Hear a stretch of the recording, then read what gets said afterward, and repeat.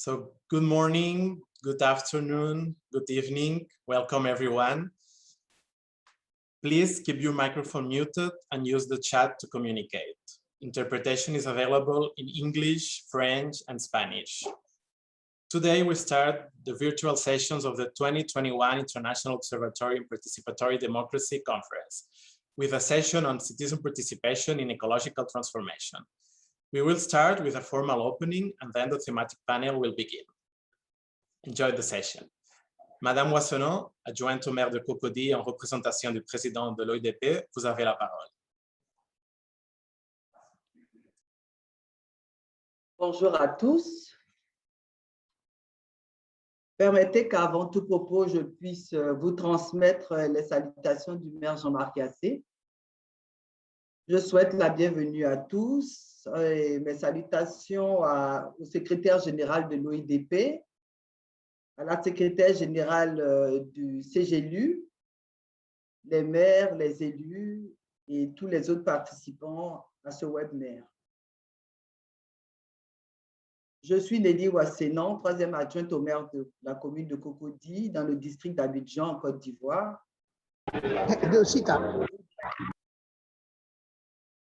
Et je voudrais, au nom de tout le conseil municipal et la population de Cocody, vous adresser nos sincères remerciements pour votre participation à la 20e conférence de l'OIDP tenue à Cocody du 20 au 22 octobre 2021. Ce fut une contribution à la fois instructive et riche d'expériences partagées qui emporte notre entière satisfaction et qui contribuera sans aucun doute à créer un écho mobilisateur en faveur de la démocratie participative et du développement durable. Les comptes rendus de la conférence inaugurale, des conférences thématiques et des panels sont disponibles en français, en anglais, en espagnol et en portugais sur le site de l'OIDP.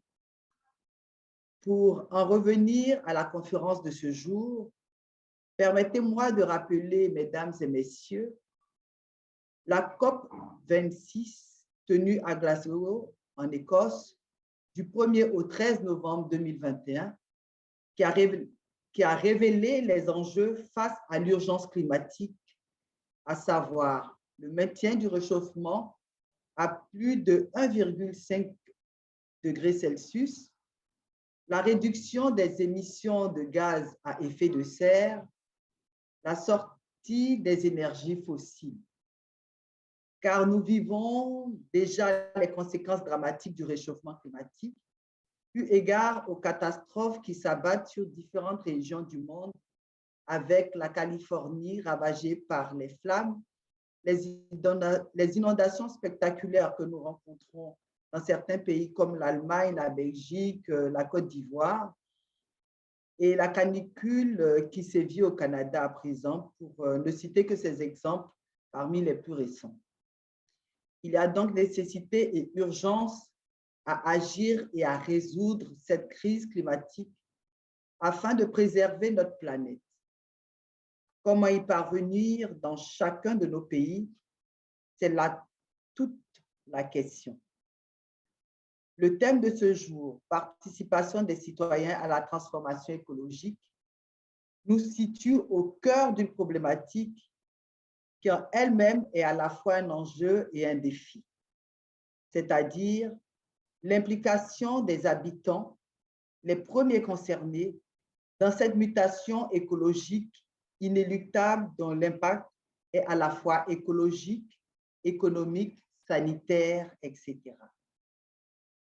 À ce titre, les collectivités que nous représentons ont un rôle primordial dans la réalisation de cet objectif majeur parce qu'en tant qu'agglomération, Nous avons l'avantage de la proximité avec les populations et l'user des leviers de la démocratie. Il nous faut repenser avec elle notre mode de vie à travers de nouveaux modes de production, une nouvelle conception et une meilleure gestion de nos villes, de nos communes, de nos espaces de vie en général, afin qu'ils prennent en compte les nécessités du développement durable à travers une participation citoyenne. Pour ce faire, il nous faut avant tout entreprendre et parvenir à une sensibilisation accrue, car c'est de la prise de conscience collective que naîtra l'engagement définitif en faveur d'une transformation écologique certaine. Je voudrais, à ce stade de mon propos, laisser la parole à chacun des participants afin d'exprimer vos avis, vos propositions et vos expériences sur le sujet, et souhaite que la session d'aujourd'hui et celle à venir soient très productives et que l'OIDP continue à être un espace de rencontre politique et d'échange fructueux au sein et en collaboration avec CGI. Je vous remercie. Merci beaucoup, Madame la maire, pour ces belles mots de bienvenue et toujours avec un grand souvenir de la conférence de Cocody. So now I give the floor to Emilia Saiz, the UCLG Secretary General. Emilia, I give you the floor. Thank you very much, Adrian. Thank you very much, Deputy-Mayor, for those kind introductory words. Thank you, above all, for the efforts that Cocody has made to host the important conference for us a few weeks ago.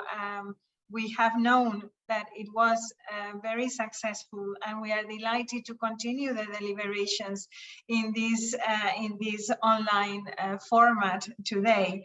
And the subject that is bringing us together is how much of our ecological transformation will need to be done with communities, and what is the role of communities in that ecological transformation is something that it will be extremely relevant for us in the coming months and years. As we realize, and you have rightly made reference to that, the outcomes of Glasgow are going to be very important cornerstones for our actions at local and regional government level, but above all also for national governments and the international community. And if we all look critically at them, we know they are simply not enough. It is not going to be sufficient to meet the commitments of Glasgow, to face the type of transformation that we need to make in our production and consumption models, in our way of life, if we want to achieve sustainability, if we don't want to put the survival of our species, but of the rest of humanity as well in peril.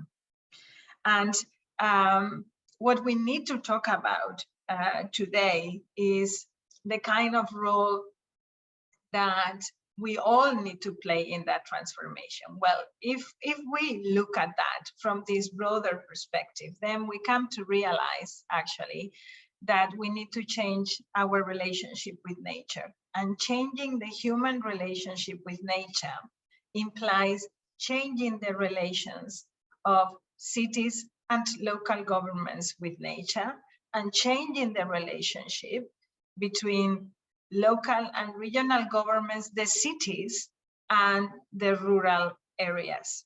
So in this urban era, the symbiotic relationship between rural and urban needs to be deeply transformed if we actually want to face climate change. And I think this is a very important paradigm for the discussions that we're going to have today, and for the type of deliberations that you have been having on how participatory democracy needs to be put to work to achieve that transformation. We need cities to play a different role in food production and consumption, so in the food systems in general, we need to make sure that we provide rural areas with adequate service provision, and we need to ensure that the greening of our economies are not a source of enhanced inequalities. And for me, this is very critical for the discussion that we need to have today. The greening of those economies cannot be driven only by technological solutions, but they need to be driven by the protection of the commons. And the protections of the commons is a joint responsibility of communities, civil society, and governments together.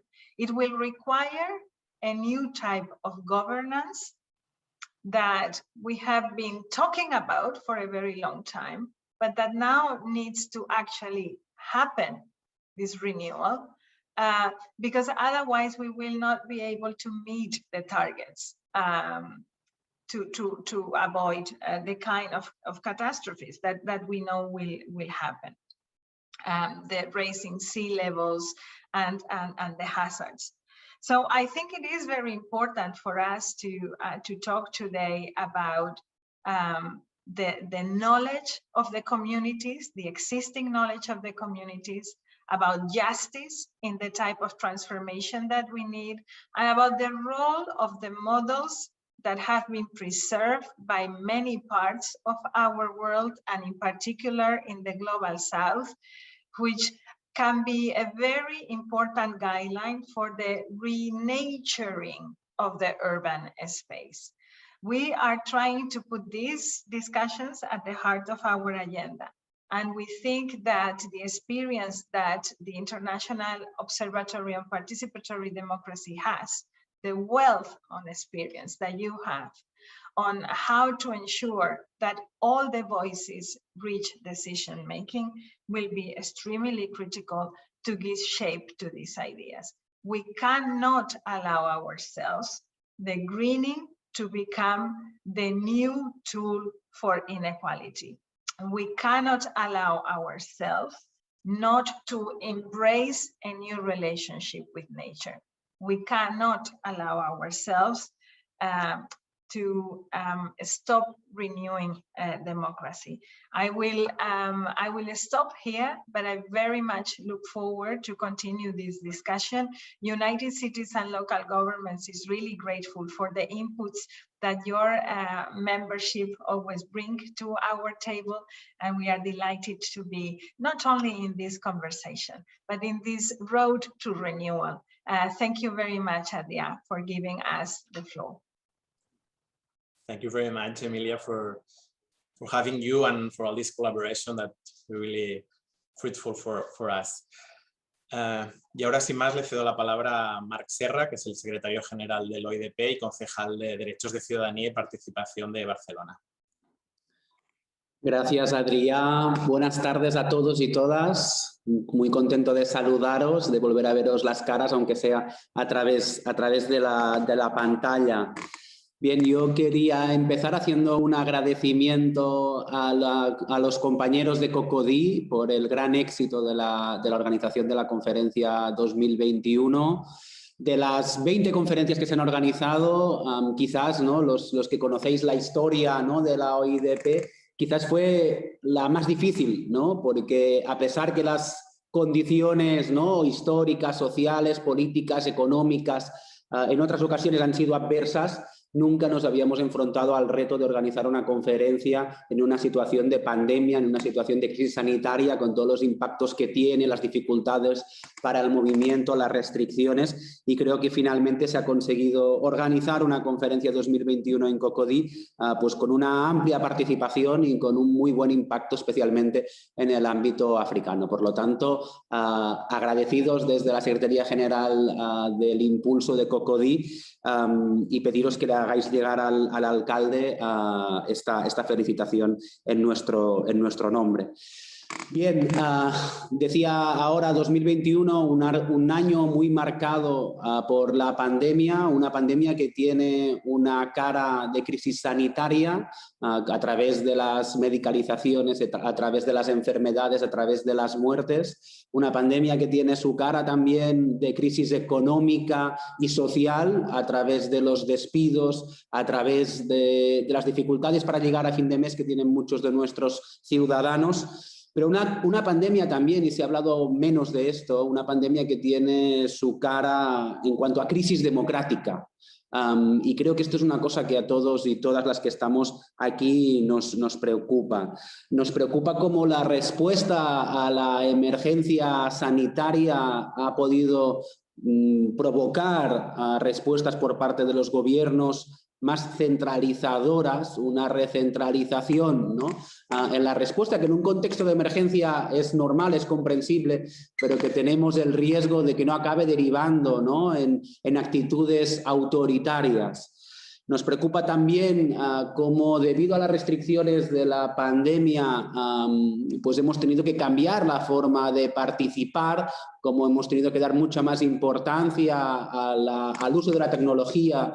La tecnología es una, ¿no? Ahora lo estamos viendo, lo hemos normalizado ya, la tecnología es una forma de poder comunicarnos de forma muy fluida, ¿no? Evitando también desplazamientos. Pero al mismo tiempo hay que mirar cómo la participación telemática que poco a poco vamos incorporando en el día a día de nuestros espacios de participación no se convierte en una brecha, ¿no? Una brecha que se añada a las brechas ya preexistentes en el acceso a la administración pública.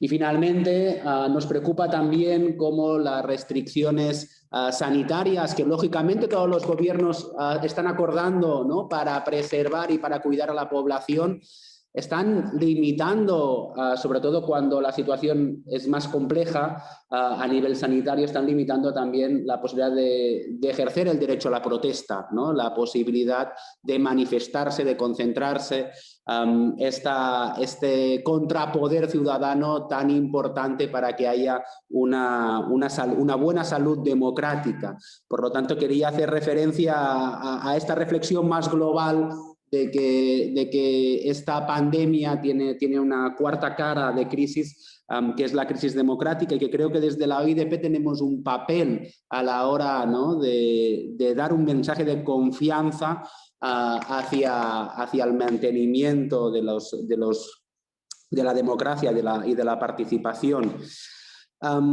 Tenemos un papel y lo queremos ejercer a pesar de todas las dificultades técnicas, y creo que lo hacemos además de la mano de CGLU. Agradezco hoy que esté aquí también Emilia Saiz como secretaria general. Con CGLU, ya lo sabéis, compartimos agenda, compartimos prioridades. De hecho, la transformación ecológica, la democracia local, el municipalismo feminista, que como veis son los que marcan, ¿no? las sesiones de debate que hoy empezamos. Sabemos que son cuestiones que también preocupan y mucho a CGLU, y que se viene haciendo mucho trabajo en los últimos meses y hasta años en este ámbito.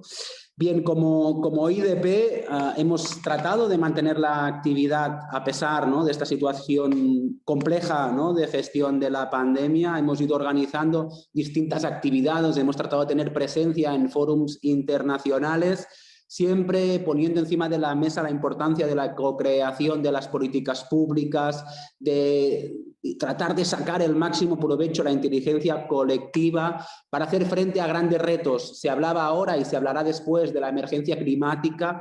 Esta es una de las cuestiones que cada vez más nos preocupa a todos y todas, ¿no? Y que creo que está ya en el top 3, ¿no? de las máximas prioridades que tenemos como red. Quería también poner en valor que este año hemos podido celebrar el premio 2021 de la OIDP, y que lo hemos hecho con una fuerte participación a pesar de la difícil situación, ¿no? que hay en el mundo por la pandemia. Ha habido muchísima participación, y también el acierto, a mi entender, ¿no? de que se presentara el premio en el marco del Consejo Mundial de CGLU, sobre todo para ir en la línea del fortalecimiento, ¿no? de estas redes y la retroalimentación. Bien, para acabar, hoy tenemos un debate sobre transformación ecológica. Creo que cada vez estos debates son más importantes, más presentes, ¿no? Este tema cada vez está más en los órdenes del día y las reuniones, y creo que después de Glasgow, ¿no? Antes se hablaba de Glasgow, de la COP26, creo que todos y todas nos vamos con esta sensación agridulce, porque por un lado, ¿no? Se ha puesto en la agenda política este tema, pero sí que tenemos la sensación que los acuerdos no son suficientemente fuertes y necesarios, y que no están suficientemente pues a la altura del reto. En cualquier caso, a mí me gustaría destacar de la COP26 y de Glasgow el papel que tuvieron los gobiernos locales. Creo que hay que destacar la gran presencia, ¿no? De alcaldes, alcaldesas, representantes del mundo local en un foro como este. Unos gobiernos locales que, a pesar de no tener competencias ni capacidad de regulación suficiente, ¿no? Para hacer frente a la emergencia climática, sí que tenemos, ¿no? Como muchísima información en el día a día por la proximidad que antes hablaba también Nelly de Cocody.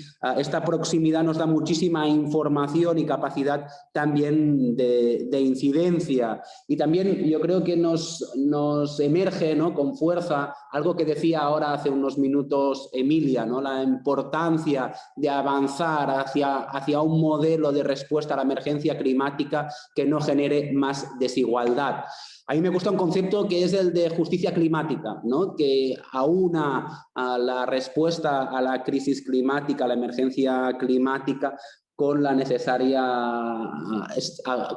acuerdo de medidas que vayan en contra de la desigualdad social y que, por lo tanto, nos permita esta respuesta avanzar en términos de justicia social. Bueno, acabo ya invitando a todo el mundo a participar en estas sesiones, a hacerlo de la forma más activa posible, en la que tenemos hoy, pero también en la de los próximos 2 días. Y especialmente también a los representantes de los gobiernos locales a participar en la asamblea que tendremos general de la OIDP el día 2 de diciembre.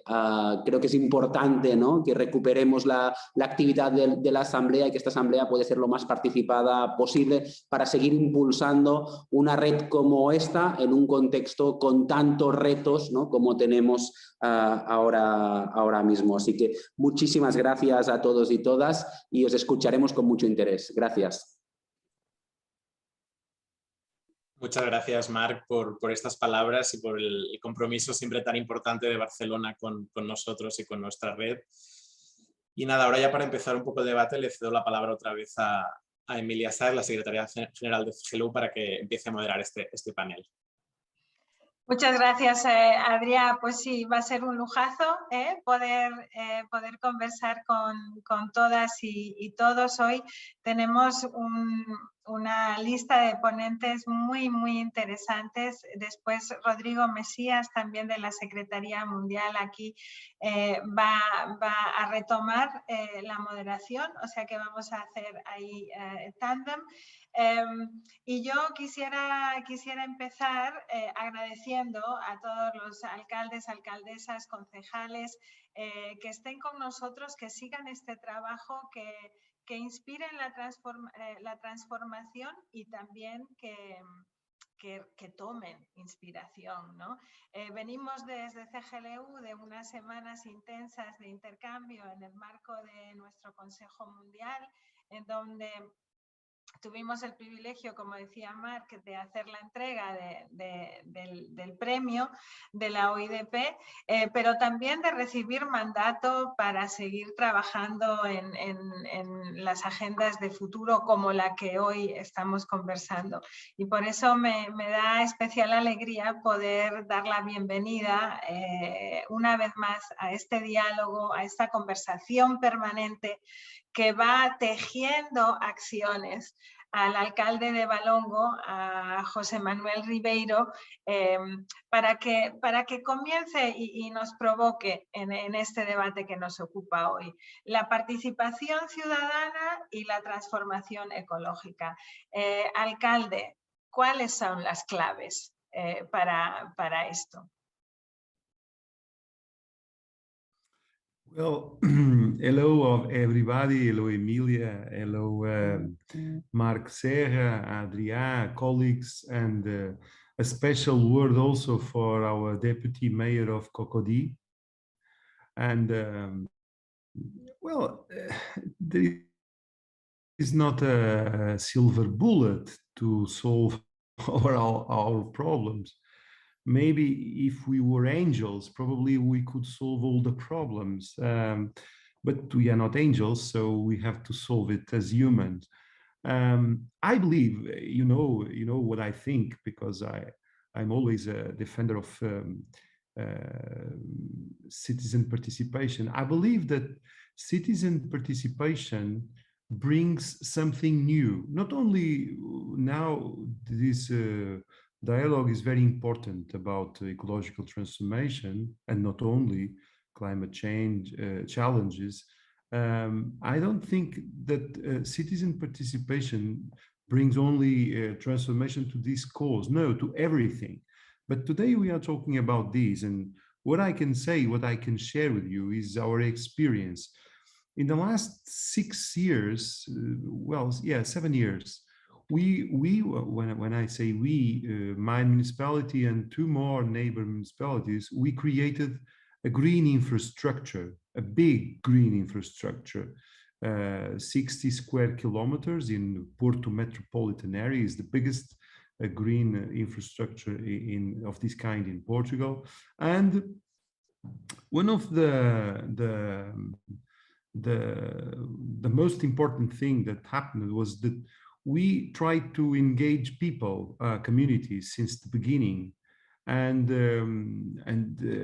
after 5 years of this initiative, of this park, of this green infrastructure, we were able to build the management plan, engaging lots of people in a participative way.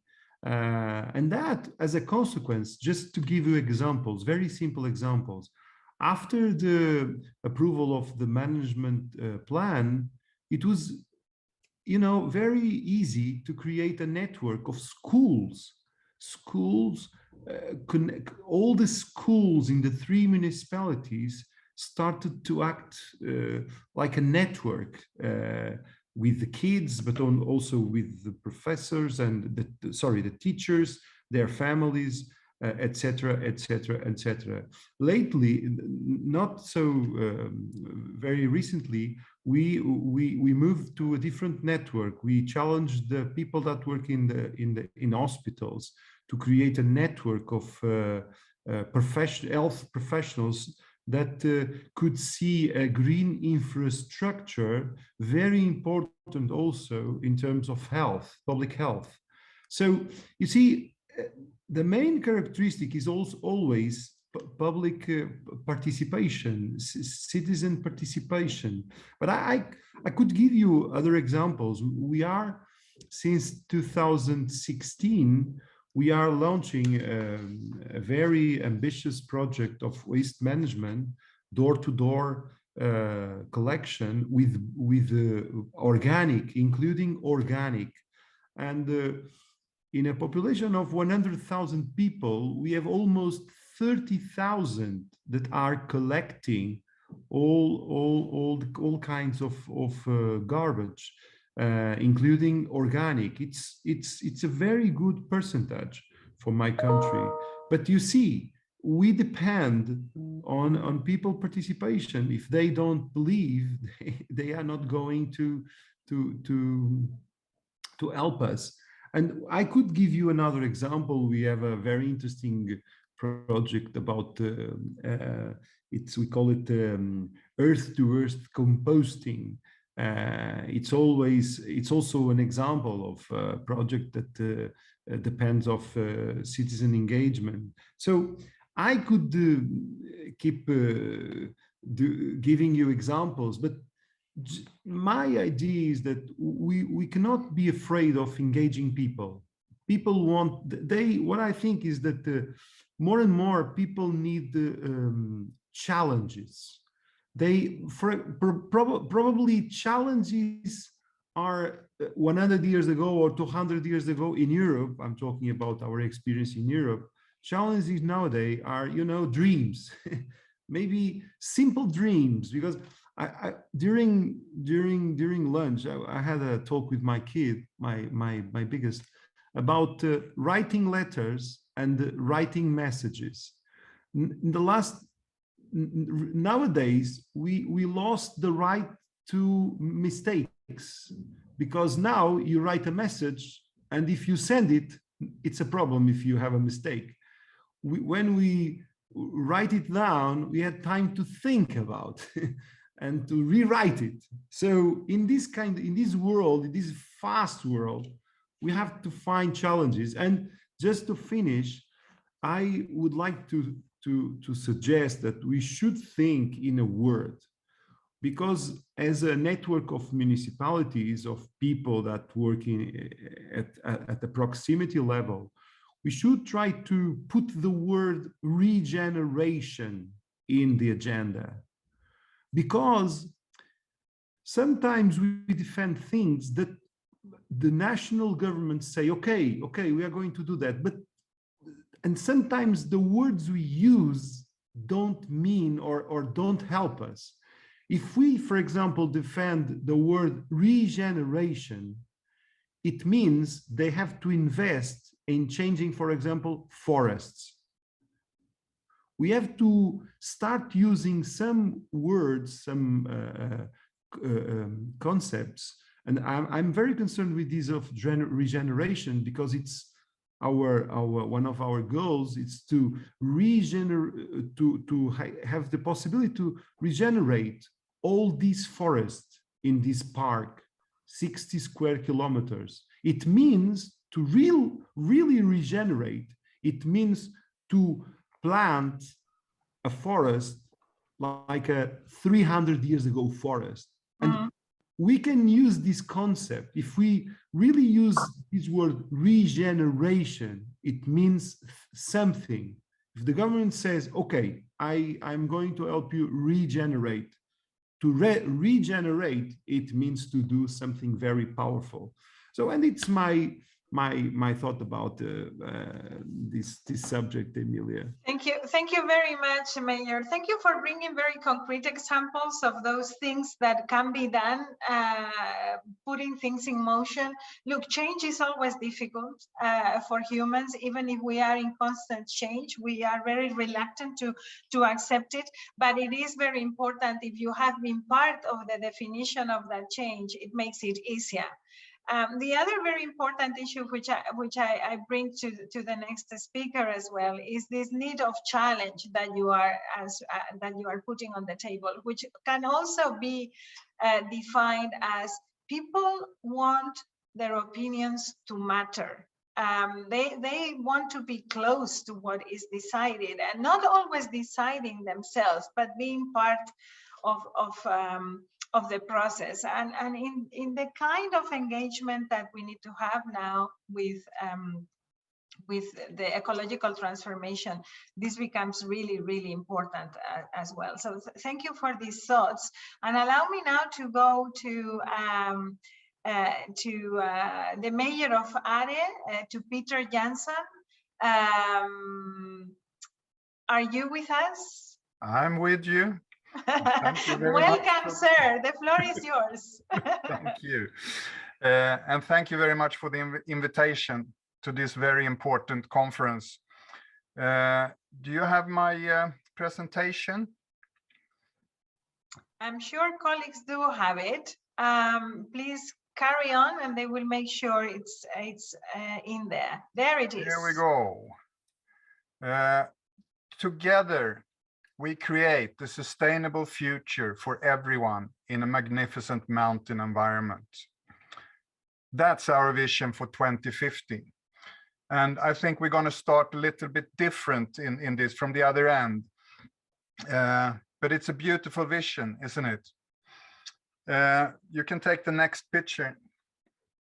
And who are we? We are the municipality of Åre, where you, among other things, find the major ski resort in Sweden. We're a tourist village or tourist municipality. We have a lot of visitors every year. When I took office in 2018, I realized that we were not living the vision that I liked so much. Åre is a community, as a community, was lacking a sense of direction.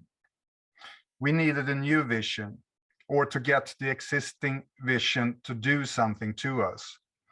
I had the opportunity to lead a committee whose purpose was to engage our citizens in participatory budgets and dialogues. And after a lot of creative thinking within the committee, with our fantastic staff and guidance from SALAR, Swedish Association of Local Authorities and Regions, we decided to keep our vision and ask the people what it meant to them. We wanted to create a story around the vision that we liked so much. With me today, I have Marlon Bergqvist, who is the author and enabler of our vision story. So now I'm going to give the word to Marlon, and you can tell us a little bit about your work and how we went about it. Yes, thank you so much, Peter, and thank you so much for the invitation. Very exciting to be a part of this. As Peter described, the political leadership in Åre municipality saw the need to fill the vision with meaning and content, or as they initially put it, with flesh and blood, to make it come alive, so to speak, and more clearly point out the direction for the future of the municipality. In this process, our main intention has been to gather opinions from our citizens in a broad manner, to find as many perspectives as possible so that as many people as possible can recognize themselves in the vision and in the vision story. And you can please change the picture. Thank you. With the invaluable support from SALAR, we created a design for citizen dialogue in 3 steps combined with a follow-up. The first step was telephone calls. One evening in April, our local politicians and municipal managers made 200 randomized phone calls to our citizens and posed questions about the vision and what kind of future they dreamed about in Åre municipality. And we had a lot of fun doing it, I can tell you. Yeah, a lot of nice telephone calls. Most people very much enjoyed being called up by Peter, for example. The second step was to reach out to the public through social media, local newspaper, and our web page, the municipality web page, where we encouraged people, everyone, to fill in a form about the vision and the future dreams for Åre municipality. And so the third step, maybe one of the most important, we analyzed the material so far in order to cluster, searching for themes and patterns, but more importantly, to find perspectives that was missing. And to fill these missing gaps, we pinpoint persons carrying these missing perspectives and carried out longer individual interviews with those people. And you can please change the picture again. And this slide, I'm not going to read it all, but you can get an idea of the results of this process, the vision story. This process of gathering information from the citizens, this is the result. These are the dreams and the direction that our citizens want to see the municipality work towards the coming 30 years. The last step in this citizen dialogue was a follow-up where we published these 8 points, which you can see in front of you, in social media, our webpage, and the local newspaper, combined with a survey where we asked once again if people could recognize themselves in these 8 points, if this really was the direction they had pointed out. And as we realized, the majority stated their recognition somewhere between 5 and 6 on a scale from 1 to 6. So we feel confident that we now have the voice of the citizens of Åre. And as you probably realized by now, we didn't start off with the focus on sustainability, even though the vision mentioned a sustainable future. The result coming from our citizens, on the other hand, have had a much higher sustainability focus. The vision story is up for decision in the Municipality Council in 3 weeks. And as a result of our work, we also have a new sustainability strategy up for decision on the same meeting. And that strategy is the first direct result of our work with the vision. We feel that we are back on track, we're on our way back on track anyway, and our municipality have actually a direction nowadays. So that's a little bit our story. And we are a tourist destination, lots of visitors, which is a challenge, especially on development. We want to develop what we want to develop carefully and take care of our nature. So that's the big challenge for Åre. Thank you very much for listening. Thank you very much, both of you, for a very inspiring story. It was good to hear from you, Peter, that you had fun asking citizens, because that is the key to everything. You know, I mean, it brings you close to what they expect, to what we all expect, to the dreams, the aspirations. And I also can understand very well that you say, look, we didn't start with sustainability. I saw that one of the issues that was in those points in your slides was that people were asking that the development of your town goes hand in hand with employment, right? Yeah. And that it goes hand in hand with a notion of growth that everybody supports, and that has to do with your concern about keeping tourism but making it a responsible type of tourism, right? Yeah. The only way that we are going to be able to do far-reaching transformation is if we sit together and we talk about what it implies not to do the transformation as well. So thank you very much for this very inspiring methodology that you have shared with us.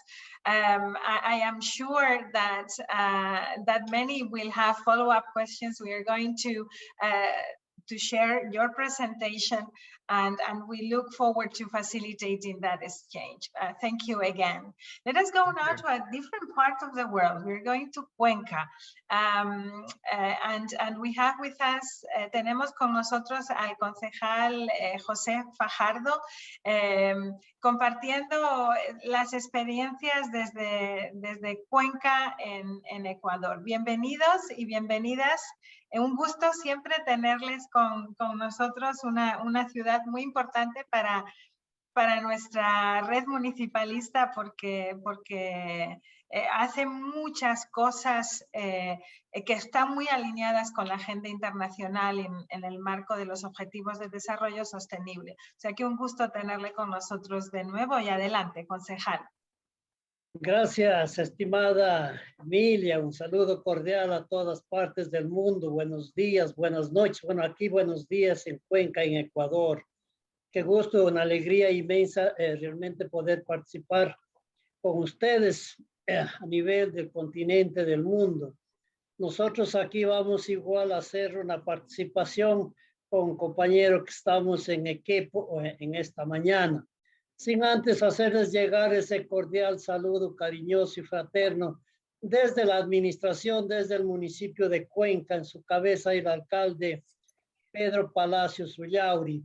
Sí, de mi parte como concejal rural. Aquí son 3 distritos en el cantón Cuenca, el distrito norte, sur y la ruralidad. Por fin, una vez mirado a la ruralidad, porque parece que la ruralidad históricamente hemos estado dejados de lado.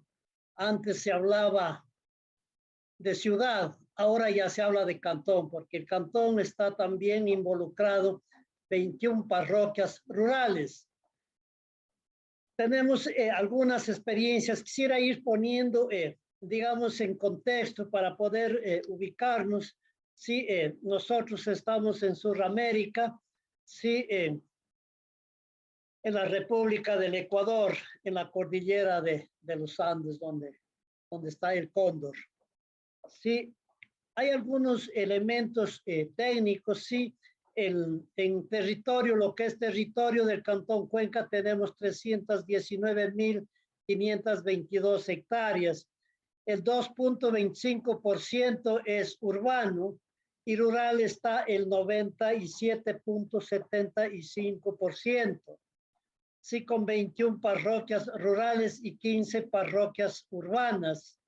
Sí, un tercio del cantón, es decir, el 34%, está en la ruralidad y el 66% de la población en la parte urbana. Bueno, el Cantón Cuenca es fundado en 12 de abril de 1557. Tenemos nuestro patrimonio cultural de la humanidad desde diciembre del 99. Hay un dato que es importante que aquí nosotros le miramos y es el tema de cómo está distribuido el suelo, que es un tema súper importante para poder hablar, sí, de medio ambiente, para poder hablar de producción y para poder hablar de lo que tiene que ver ya los centros urbanos.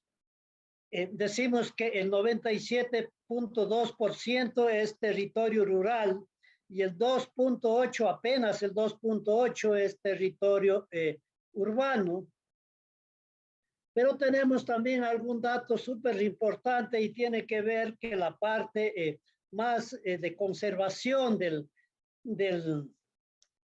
ambiente tenemos un 75%, sí, un 0.93% que se pretende en la expansión urbana.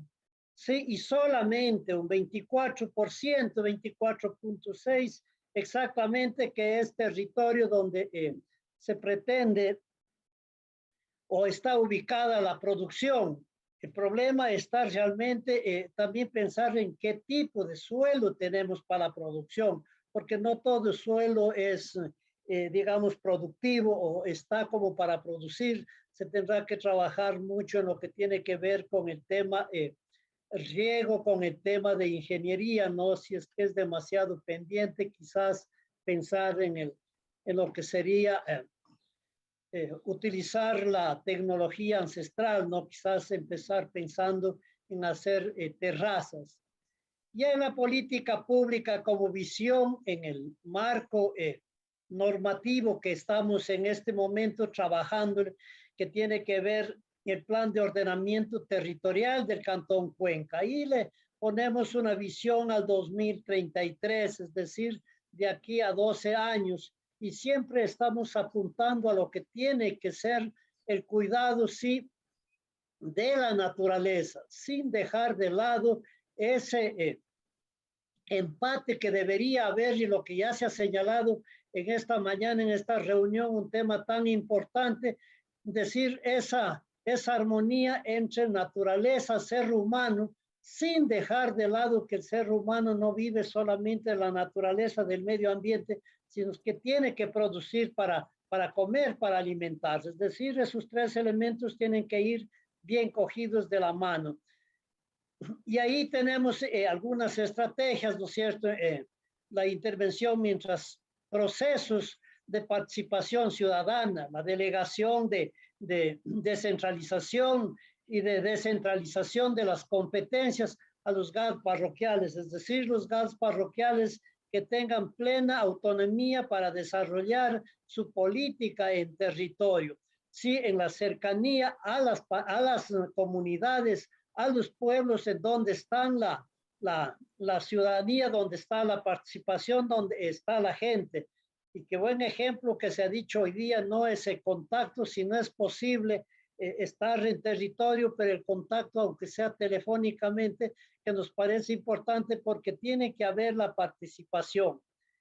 Ya tenemos ahí dividido en dos partes, no dos temas en lo que tiene que ver las políticas, y es garantizar los derechos de la naturaleza, fortaleciendo los procesos de conservación el uso sostenible y la reposición de los servicios ecosistémicos en armonía entre el ser humano y la vida silvestre.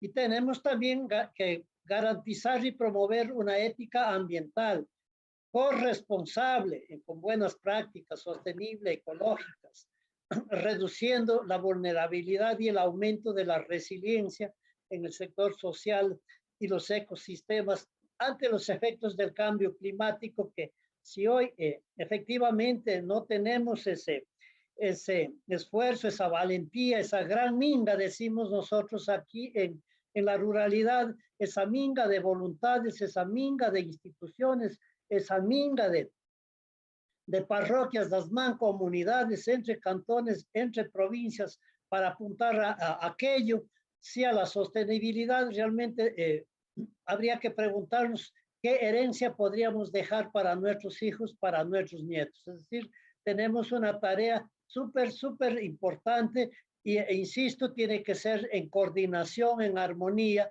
porque no es solamente Cuenca, y aquí estamos hablando del Ecuador, de América y del mundo. Es decir, la unidad, la fuerza, la coordinación tiene que ser del mundo entero para que realmente esto se vuelva sostenible. Si me ayuda mi compañero Miguel Lazo, que es técnico del municipio con el quien estamos haciendo el equipo de trabajo. Por favor, Miguel. Muy buenos días, muy buenas noches. Un gusto, un saludo cordial a OIDP, a CGTU, a todos los alcaldes, representantes de todas las ciudades del mundo. Sin duda que el rol del gobierno local, de los ayuntamientos, es un rol impulsor, es un rol articulador, es un rol normativo, el generador de políticas públicas articulado con las aspiraciones, con las decisiones, con la participación ciudadana.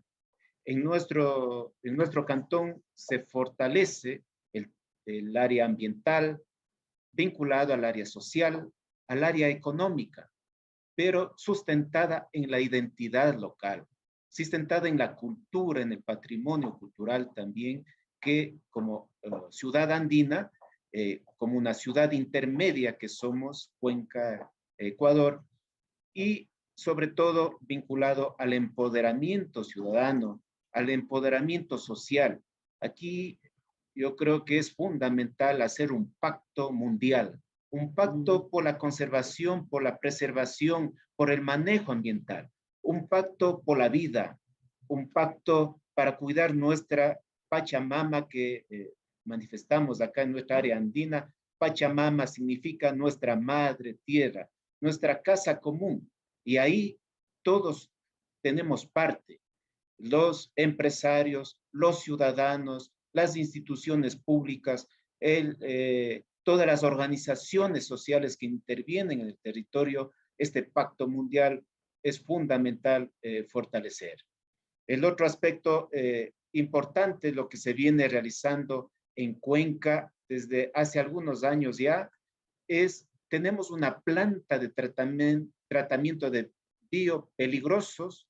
Esta planta de tratamiento el municipio tiene localizado para tratar justamente todos estos elementos biopeligrosos que genera la ciudadanía. La producción de energía renovable, hídrica. Existen en nuestra zona plantas hidroeléctricas fundamentales que dan servicio eléctrico a gran parte de nuestro país. Próximamente también se va a implementar otra planta hidroeléctrica con la utilización y el manejo responsable ambiental hídrico de nuestra zona.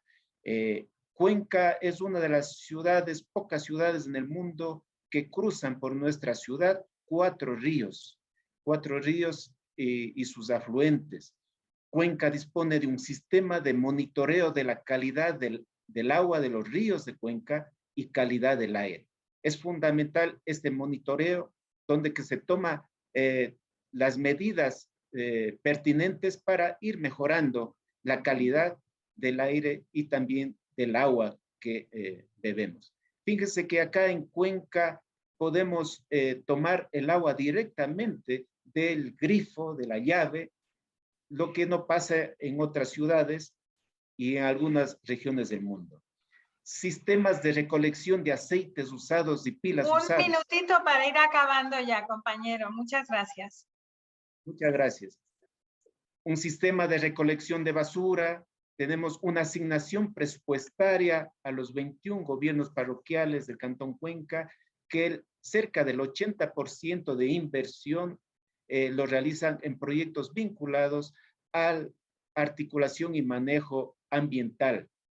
Se tiene planteado ya una agenda productiva agrícola y pecuaria identificado a la salud, a sistemas saludables que implican un manejo articulado con el territorio, con el ambiente y con la sociedad. Cuenca viene fortaleciendo en una estrategia alimentaria, un plan de manejo de quebradas, un plan de tratamiento de biopeligros. Varias acciones se vienen realizando para cuidar nuestra madre tierra, nuestro ambiente. Muchísimas gracias por su atención. Emilia, finalmente Dime. decir que el material, la ponencia que hemos estado exponiendo, igual estará a consideración de todos ustedes para que lo puedan asimismo aprovechar de aquello a dar sus sugerencias o quizás en algunos casos también que sirvan de material de trabajo. Muchas gracias. No, muchísimas gracias a los dos. Yo sé que siempre os ponemos en unas situaciones muy difíciles porque contar todo lo que hace uno en tan poco tiempo es realmente muy complicado. Muy interesante lo que nos habéis traído aquí a la mesa ambos. Las consideraciones sobre la tierra, muy, muy importante. También os agradezco mucho que hayan traído los conceptos de Minga y esa comprensión colectiva de grupo y de Pachamama aquí a la discusión. El tema energético también muy importante y no había estado en el debate todavía.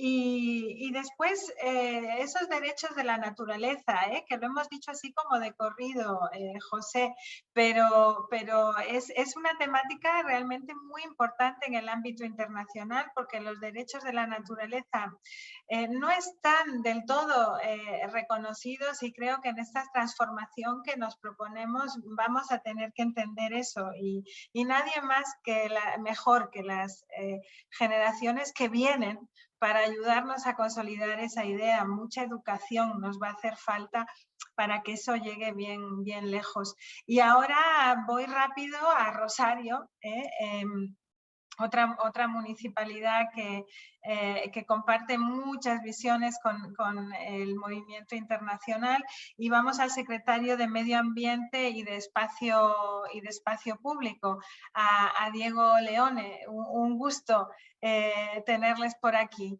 Adelante, Diego. Hola, muy buenas tardes, muy buenos días para algunos.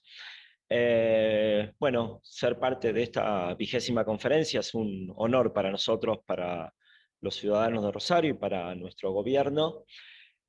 Y, a ver, como eje ordenador, nosotros en la ciudad tenemos un plan local de acción climática. Este es nuestro ordenador ambiental en todas las políticas que venimos desarrollando. Es un plan trabajado transversalmente dentro del municipio, trabajado también con los vecinos de la ciudad, porque fueron parte de los debates públicos en su momento. Este gabinete del Plan Local de Acción Climática es liderado por nuestro intendente, Pablo Hapkin, y esto nos marca el rumbo a seguir en el día a día. Y lo decía en una de las primeras ponencias el alcalde de Valongo recién, que no tenemos que tener miedo a escuchar a los ciudadanos. Y acá en Rosario no le tenemos miedo a escucharlo. Debatimos, muchas veces acordamos, nos podemos poner de acuerdo, muchas veces no, pero hay que buscar el consenso común y buscar la participación. Nosotros trabajamos fuertemente en participación ciudadana sobre 4 ejes. Uno, que es el más antiguo que tenemos, es el eje de presupuesto participativo. El presupuesto participativo en la ciudad funciona desde el año 2002, Hay años que se invierte el 5% del presupuesto, es elegido por los vecinos de la ciudad. Y nuestra intervención como secretaría, porque obviamente que tiene que abarcar el resto de las áreas del municipio, es año a año ir incrementando la inversión en temas que tienen que ver con las cuestiones que nosotros tenemos en nuestro plan local de acción climática, desde construcción de ciclovías, desarrollar programas de educación ambiental respecto a separación de residuos o tratamiento de los propios residuos, y así cada uno de los ejes que tenemos. Para nosotros lo importante de este presupuesto participativo es la participación en términos de votación de las personas. El último año votaron 100.000 personas, somos una ciudad de 1 millón de habitantes, el 10% de la ciudad pudo votar por un proyecto puntual determinado, elegido por los vecinos de su barrio, y ese creo que es una de las virtudes que tiene, la alta tasa de participación, que 10% de la ciudadanía pueda optar por un proyecto, creemos y lo vemos como muy importante. Después tenemos los consejos barriales. Nosotros tenemos el municipio divididos en 6 distritos, distritos con paridad de cantidad de habitantes, con distribución de densidad poblacional bastante uniforme, y estos consejos barriales son reuniones más chicas en las cuales podemos debatir proyectos concretos con los vecinos del barrio. Son reuniones que tienen una agenda predeterminada, pero con la idea de poder discutir, poder debatir, y de estos propios consejos barriales derivan en lo que es el punto 4 que estábamos viendo ahí, que tiene que ver con los operativos barriales. De estas reuniones, como decía, derivan en acciones concretas, directas, que tenemos que desarrollar en los barrios. Tenemos un problema de microbasurales, a veces en la ciudad, por mala disposición de residuos. Bueno, ¿cómo remediamos ese microbasural que tenemos? Mantenimiento del arbolado público. Somos una ciudad que tiene 12 metros cuadrados por habitante de espacios verdes, 400.000 árboles. Bueno, con semejante magnitud discutimos mucho cómo tenemos que hacer ese mantenimiento. Entonces, el Consejo Barrial con el operativo barrial están ligados directamente, y de ahí derivamos en acciones concretas y acciones directas. Y después tenemos un voluntariado ambiental, voluntariado que toma acciones directas, acciones concretas. Venimos trabajando, tenemos nuestro río Paraná, que es lo que se veía en la carátula que teníamos, tiene 1 kilómetro de ancho aquí en la ciudad de Rosario. Tenemos una bajante extrema hace 2 años, y bueno, con la bajante empezamos a encontrar muchísimos residuos que fueron quedando depositados, y nosotros con este voluntariado ambiental venimos haciendo un trabajo ya hace 1 año de limpieza de zonas de los bordes. Si bien hay cuestiones que tienen que ser tomadas desde el Ejecutivo, porque es responsabilidad nuestra poder tratarlos, creemos que son llamadores para que los vecinos empiecen a tomar conciencia de muchas situaciones que nosotros tenemos que abordar. Tenemos que despertar mucho más diálogo con los rosarinos. Una ciudad como la de Rosario, de 1 millón de habitantes, es una ciudad grande en términos de alcance, en términos de llegada. Por eso trabajar nuestra cuestión territorial, nuestra división por distritos, nos da este cierto alcance, y poder concretar las acciones. En nuestro plan local de acción climática tenía un objetivo puntual, además de poner metas, poder tener proyectos concretos, proyectos territoriales en los cuales los podamos ejecutar. Muchas veces en los planes locales de acción climática la tendencia es cuestiones declarativas, y creemos que no eran hechos concretos. Bueno, nuestro objetivo fue por ese lado, y también estamos conscientes de algo, de que no tenemos que delegar en los vecinos, en los ciudadanos, cuestiones que son inherentes a nosotros. No podemos pretender que los vecinos por sí solos puedan cambiar una crisis ambiental. Tenemos mucho como vecinos de una ciudad, mucho por hacer, pero no podemos dejar que solo los ciudadanos tomen las riendas de esta situación. Nosotros los gobernantes, creo que todos los que estamos acá somos conscientes de esto, y no tenemos que abusar de estas medidas. Esto, y repito lo que dijimos antes, no tener miedo a escuchar, creo que son dos ejes fundamentales y poder concretar acciones. Somos municipios, tenemos potestades para poder hacerlo, a veces los proyectos pueden no tener el tamaño que queremos, pero tenemos que poder ser concretos en poder avanzar. Así que esta es un poco la mirada desde la ciudad de Rosario, y bueno, seguimos acá en el diálogo, y muchas gracias nuevamente por la invitación a poder escucharnos. Muchísimas gracias, secretario, por compartir la experiencia concreta, por hacer ese llamado también a la importancia del voluntariado, pero esto no implica pasar responsabilidades, ¿no? Las responsabilidades colectivas son responsabilidades que tenemos que asumir así, colectivamente, y después yo siempre digo que la subsidiariedad, la toma de decisión en el ambiente, en la esfera más cercana al ciudadano, va en las dos direcciones. No todo lo puede hacer el ciudadano, no todo lo puede hacer el gobierno local, hay cosas que se tienen que hacer a otros niveles, pero yo creo que la participación efectivamente a lo que nos tiene que ayudar es a reconocernos en las decisiones, aunque a veces no nos gusten las soluciones que se encuentran. Muy importante esta reflexión, efectivamente, y gracias por compartir esos otros casos. Dígame, agrego algo, secretario. Emilia. No, el trabajo transversal dentro de los municipios, porque a veces tenemos una tendencia a que, bueno, existen secretarías o ministerios del área puntual y queda como aislado, solo trabajando. Creo que es fundamental tener una mirada transversal, liderada por los alcaldes, por los intendentes, que son los que traccionan a que eso pueda suceder.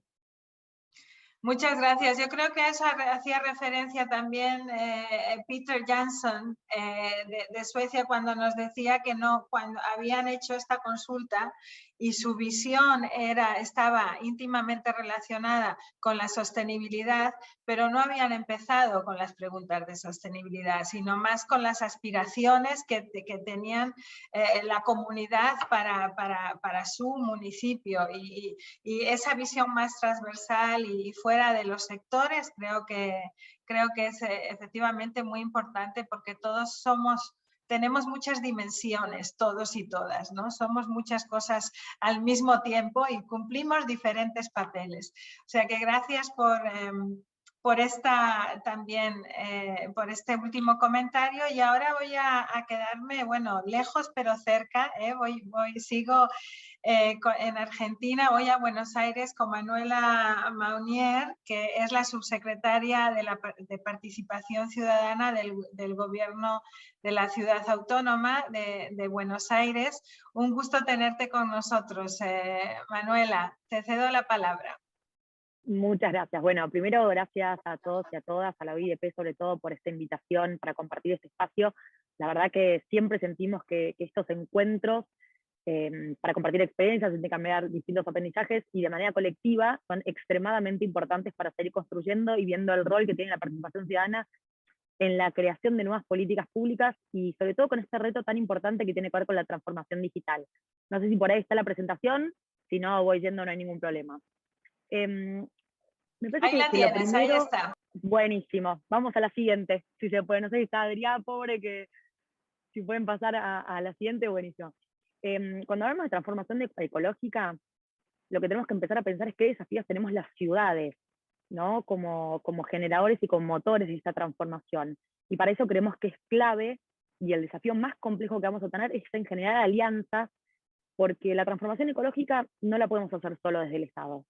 Y la transformación ecológica es de cada uno de los ciudadanos, de cada uno de los actores claves en la sociedad. Si nosotros desde el Estado hacemos un montón de cosas, pero después el vecino en su casa no separa los residuos, no sirve.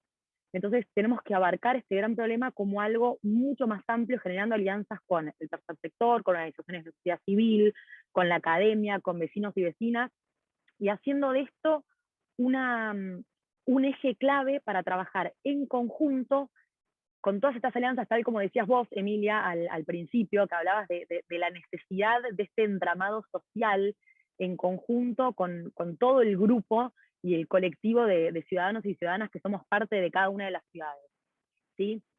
Desde nuestro lugar lo que hemos hecho es, voy a contar puntualmente un proceso participativo en el que hemos trabajado junto con una organización que se llama Democracia en Red y con el área de gobierno abierto para buscar cómo hacemos más eficiente esta transformación ecológica, ¿sí? Lo que hicimos fue un proceso participativo en la creación de la plataforma BA Cambio Climático, que es una plataforma en la que estamos ahí, que ahora uno de los chicos del equipo va a compartir en el chat el link a esa plataforma, que me parece que está buena para todos aquellos que quieran después mirarla. Decimos en conjunto con toda la ciudadanía, en conjunto con la academia, con el tercer sector, como le decía, incluso con empresas privadas, ponernos a pensar qué podemos hacer cada uno de nosotros y cuáles son los ejes prioritarios que tenemos a la hora de generar una respuesta a todo lo que tiene que ver con la transformación ecológica. La realidad es que sentimos que no hay una respuesta única, ¿sí? Todas estas respuestas que tengamos van a tener que estar dadas en un marco de un conjunto, de un montón de iniciativas, y lo clave es escuchar las distintas voces, ¿sí? Si podemos pasar a la siguiente, les contamos brevemente, les cuento brevemente cómo fue este proceso. El proceso contó de 3 etapas. Una etapa, ¿sí?, de ideación y diagnóstico, una segunda etapa de prototipado de estas ideas que fueron surgiendo, y una tercera etapa que por ahí era un poco en paralelo, que era un hackathon. ¿Cómo hicimos cada una de estas etapas? En la etapa de ideación y co-creación, lo que hicimos, para mi diagnóstico, lo que hicimos fue invitar a todos los vecinos y vecinas de la ciudad a 4 encuentros virtuales, porque eso fue en plena pandemia, todavía no nos podíamos juntar presencialmente, como hoy por suerte ya estamos pudiendo hacerlo, a que vengan a debatir y discutir y priorizar sobre cuáles eran los temas que sentían que tenían que ser tenidos en cuenta a la hora de repensar la ciudad en términos de esta transformación ecológica. ¿Sí? Ahí terminaron surgiendo 4 grandes temas, el tema del compost y la huerta, el tema de incentivos para empresas, entre otros, pero lo que nos pareció súper importante es que en todas estas discusiones lo que terminaba saliendo sobre todo es la necesidad de un trabajo en conjunto, un trabajo colectivo. Así que ninguna solución podía ser ni solo del Estado, ni solo de la ciudadanía, ni solo del privado, ¿sí? Entonces, eso me parece que es el primer punto para tener en cuenta, y que creo que todos los que somos parte de esta red hoy debemos llevarnos. Hay una necesidad en la sociedad de trabajar en conjunto para soluciones e ideas, ¿sí?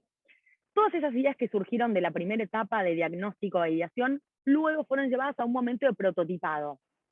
¿Qué hicimos? Hicimos 4 nuevos encuentros, en los cuales dividíamos a la gente en 4 salas, y en esas 4 salas se iban debatiendo y buscando darle forma a los grandes temas que fueron surgiendo de la primera etapa. Y finalmente lo que se llegó a hacer fue, con un hackathon, que eso sí por ahí es algo mucho más de nicho, invitamos a gamers, a chicos por ahí que estaban estudiando carreras de programación, de desarrollo, a que vinieran a pensar distintas soluciones que pudieran tener que ver con maquetas de productos digitales para unir luego a esta plataforma de cambio climático. La verdad que por suerte salieron 2 productos súper interesantes, uno que se llama Suma Verde, que es un sistema de puntaje, ¿sí? Para todos aquellos que reciclen van sumando puntos, había un medidor de huella de carbono, y todos trabajando con distintas funcionalidades de co-creación y de trabajo siempre en conjunto. Y el otro que era EcoBA, que era un mapeo de acciones verdes que se pueden ir dando a lo largo y ancho de la ciudad. Los hallazgos más importantes por ahí de todo este proceso tiene que ver con lo que decíamos hace un rato del interés por proyectos comunitarios, porque se hablaba mucho de huertas, y podemos ir a la siguiente diapositiva por ahí, porque se hablaba mucho esto de huertas, de espacios de compost comunitario, la valorización del espacio público, y sentimos que incorporando a todos los sectores estratégicos, las soluciones que se iban dando eran más ricas y más eficientes, ¿sí? Por último, para por ahí ir cerrando y después contar muy brevemente un poquito los números,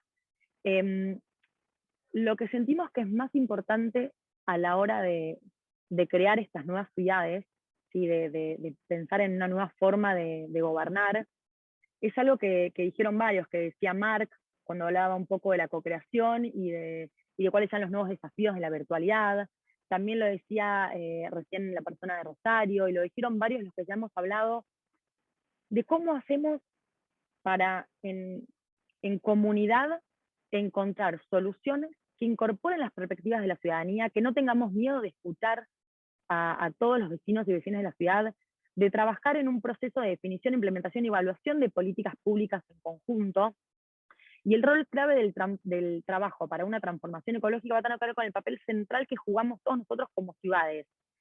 Porque lo que más impacto va a tener van a ser los gobiernos locales y el trabajo que puedan hacer los gobiernos locales. Lógicamente que hay que articular con los gobiernos regionales, con los gobiernos provinciales, con los gobiernos estatales, pero los que tenemos un impacto directo somos los gobiernos municipales. Y si no trabajamos en conjunto con ciudadanos y ciudadanas, con tercer sector, generando un círculo de confianza, porque todos sabemos y estamos viendo a lo largo del mundo la crisis de representatividad que estamos teniendo los gobiernos, y si no escuchamos atentamente, si no damos espacios de cercanía, de creación, de escucha, para generar mejores políticas públicas, no vamos a lograr llevar adelante todas las transformaciones que hay que llevar. Con lo cual, la idea de, al menos desde la Ciudad de Buenos Aires, es construir una ciudad mejor preparada para enfrentar estos desafíos complejos de la transformación ecológica, que tienen que ver necesariamente con un trabajo en conjunto con todos los actores de la sociedad. Y algo que nos parece importante también destacar es que lo que estuvimos viendo en todo lo que tiene que ver con esta agenda de transformación ecológica es que los que más participan son los jóvenes. Y nosotros hemos estado en otras charlas cuando hablamos mil veces de participación ciudadana, y creo que lo que venimos discutiendo hace varios años ya es cómo hacer para involucrar a los más jóvenes a los procesos de participación ciudadana, porque nos costaba muchísimo, no solo en Buenos Aires, sino en general hemos discutido esto. Lógicamente hay experiencias puntuales de procesos de jóvenes, pero esta es una bandera que tenemos que llevarla adelante, que tenemos que apalancarnos en los más jóvenes, porque son los que de abajo hacia arriba empujan estos cambios. Así que les agradecemos a todos y a todas. El documento de este trabajo está a disposición. No quería entrar muy en detalle en cada uno de los tecnicismos porque me parece que por ahí no tiene sentido, luego lo compartimos, pero sí generar un debate en términos a las experiencias colectivas y a involucrar a todos los actores de la sociedad. Gracias.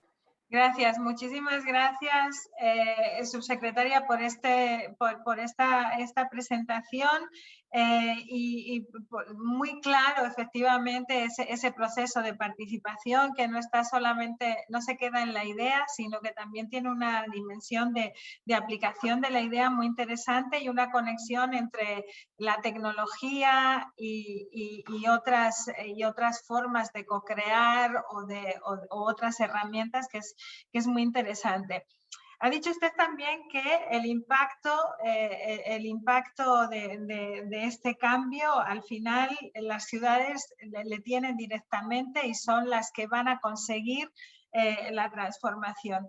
Pero yo creo que efectivamente nos tenemos que dar cuenta de que las ciudades pueden conseguir esa transformación porque tienen a las comunidades como actores, ¿no? Y yo pienso que es esa conexión cercana con los ciudadanos la que nos da los instrumentos, que no es solo nuestra capacidad de gobierno, sino el poder traer esas voces y esas esperanzas de la ciudadanía. Y después esa nota importante sobre la participación de los jóvenes. Durante mucho tiempo hemos hablado de apatía por parte de los jóvenes para muchas temáticas y aún en un momento en que sí que parece haber una verdadera crisis de confianza en las instituciones, se está consiguiendo que los jóvenes participen mucho y que los jóvenes sean actores, sobre todo en esta discusión sobre la sostenibilidad. O sea que me inspira mucho cerrar esta parte de las presentaciones, que no del debate, pero esta parte de las presentaciones con ese mensaje de esperanza, y agradecer a todos por habernos traído tanto visión como aplicación concreta aquí a la mesa. Ahora tengo el gusto de pasar a mi compañero Rodrigo Mesías, que trabaja en mi equipo aquí en el Secretariado Mundial, y entre otros muchas de las cosas que hace es trabajar en nuestro equipo de transformación ecológica. Entonces, en tus manos queda el seguir el debate ahora, Rodrigo. Buena suerte con la moderación. Gracias. Muchísimas gracias, Emilia. Buenas tardes. Hello, everyone.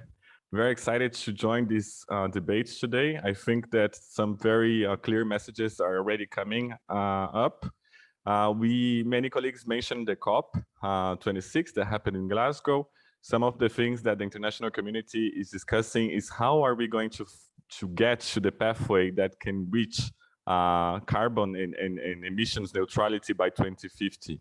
And I think one of the key answers to that debate is definitely the core of our events today, which is citizen participation and how we are going to include the different communities. Just before we kick off, just to emphasize very much that I'm very excited to hear that the contribution of young people have been coming up a lot. We mentioned that actions on climate cannot create further inequalities. And one of the type of inequalities that we need to avoid is the intergenerational equality. And I think that the new generations already noticed that many decisions are being taken today that are going to affect a lot the planet they are going to live in. And that's why I think unlike some results that we see of people not going to vote, depends a lot on the topic, depends on how we are asking for their participation. But there is a lot of interest. As the mayors of Oura, the Valongo were saying, people want to engage in the challenges that we need to face.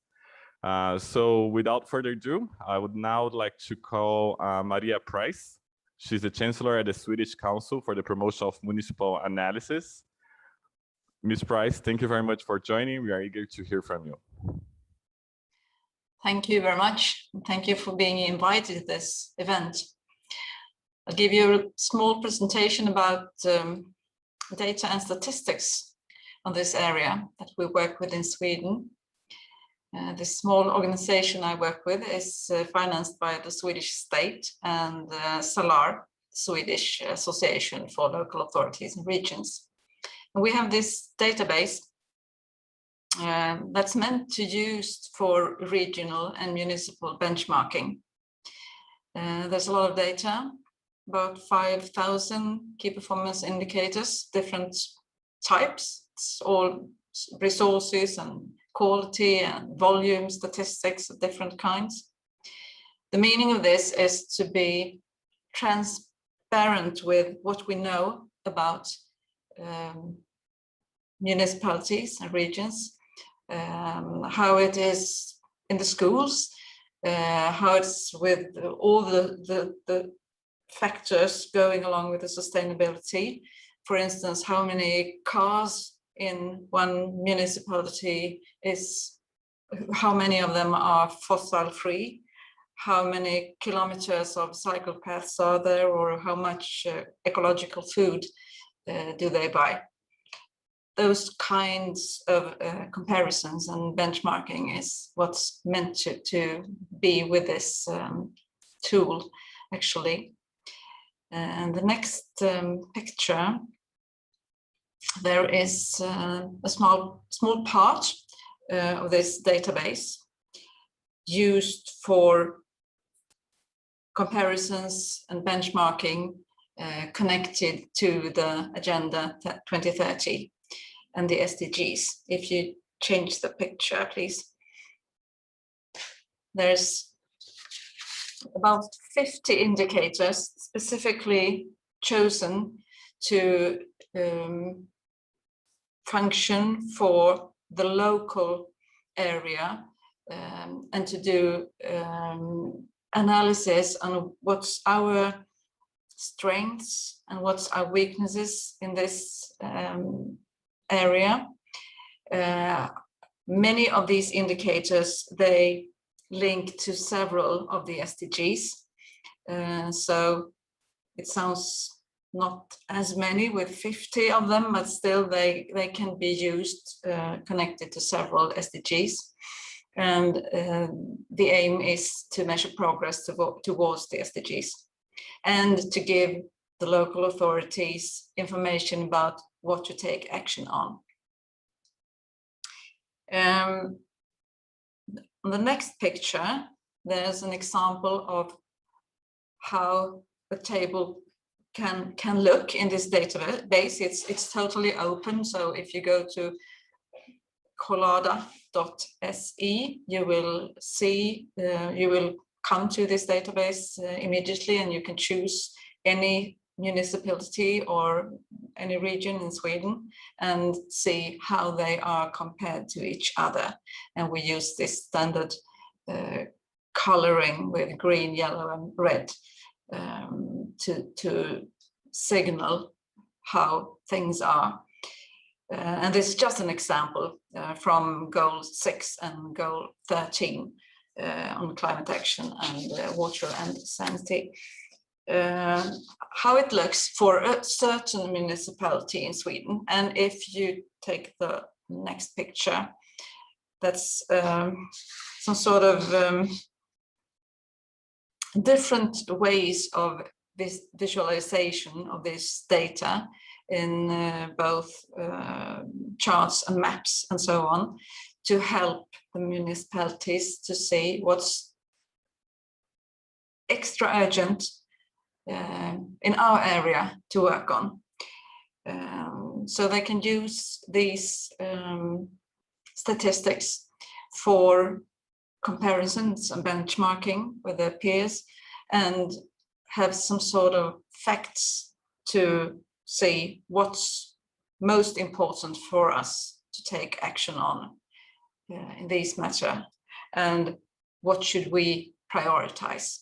And it's also a tool for any citizen who want to see how is it in the area where I live, because they can use it as well.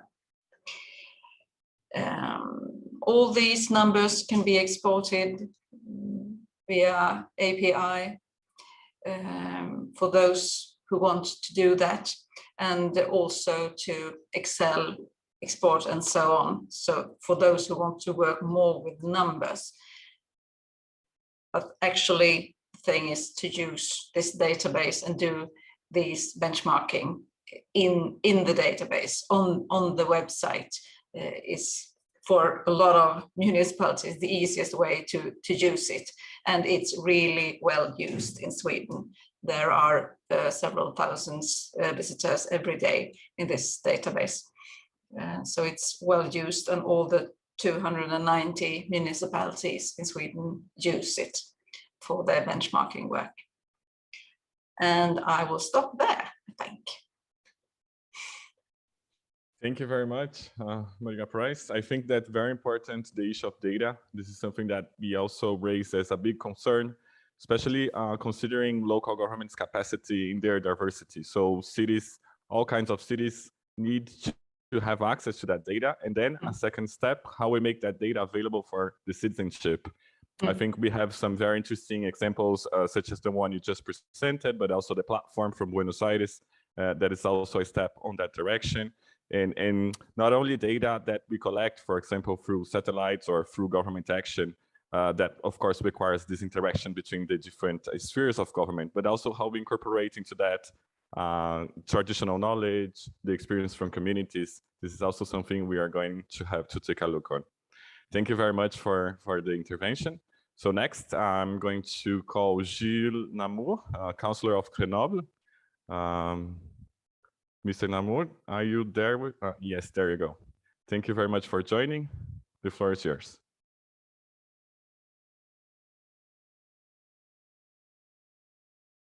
I'm sorry, we cannot hear you. I think you're muted.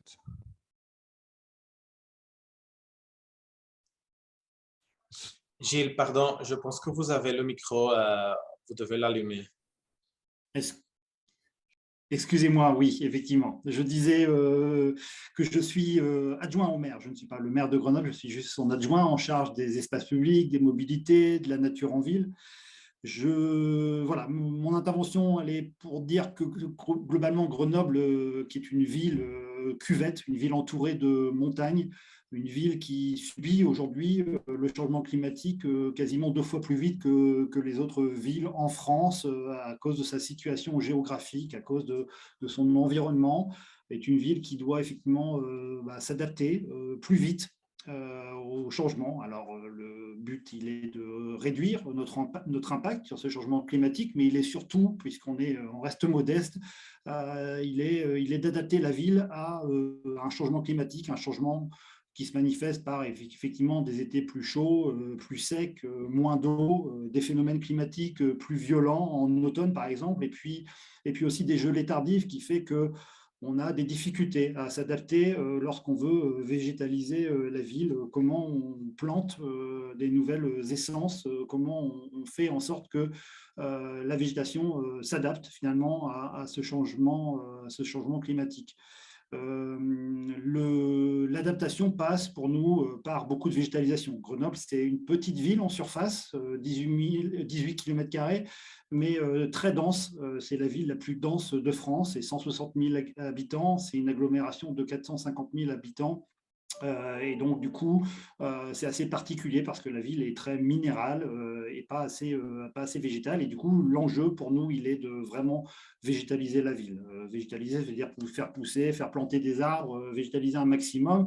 Et pour cela, après un premier mandat où, de manière très volontariste, la ville a planté massivement des arbres en ville, 5000 arbres ont été plantés en ville, des soldes qui sont largement positifs, alors que jusqu'à présent, à Grenoble, on perdait chaque année des arbres et des espaces verts. Mais comment on fait aujourd'hui pour continuer à planter, puisqu'on veut continuer à planter massivement, on veut continuer à végétaliser la ville. Une fois qu'on a planté beaucoup dans nos parcs et jardins, on a besoin de conserver quand même des espaces verts, de repos, de détente, de jeu. Du coup, il faut se poser la question de où est-ce qu'on va continuer à planter. Et planter, ça veut dire planter sur l'espace public. Alors, où, comment, à quel coût. Il y a des contraintes de réseau, il y a des contraintes financières, il y a des contraintes qui sont aussi liées aux mobilités. C'est pour ça qu'on essaye de mixer tout ça dans nos réflexions. Alors pour cela, on a besoin effectivement des habitants. Comment on fait avec les habitants? Alors il y a 2 points dont j'aimerais juste parler ici. Le premier, c'est une forme de participation avec des citoyens où on les invite à faire. C'est-à-dire que, comme beaucoup de villes, on propose aux citoyens de végétaliser eux-mêmes la ville, donc en étant très ouvert à toute proposition et de vergers, de jardins familiaux, de petits espaces juste où on va tout simplement débitumiser, retirer donc le bitume et puis leur permettre de s'approprier ces espaces-là et de les entretenir, de les végétaliser eux-mêmes. Ça, c'est un des premiers points. Le deuxième aspect, c'est que nous, en tant que ville, on peut s'occuper de tout ce qui est espace public, mais sur les espaces privés, on a beaucoup moins de pouvoir d'agir. Et donc, du coup, comment on embarque les citoyens dans cette volonté de végétalisation massive en ville? Et donc, l'idée, c'est de les accompagner.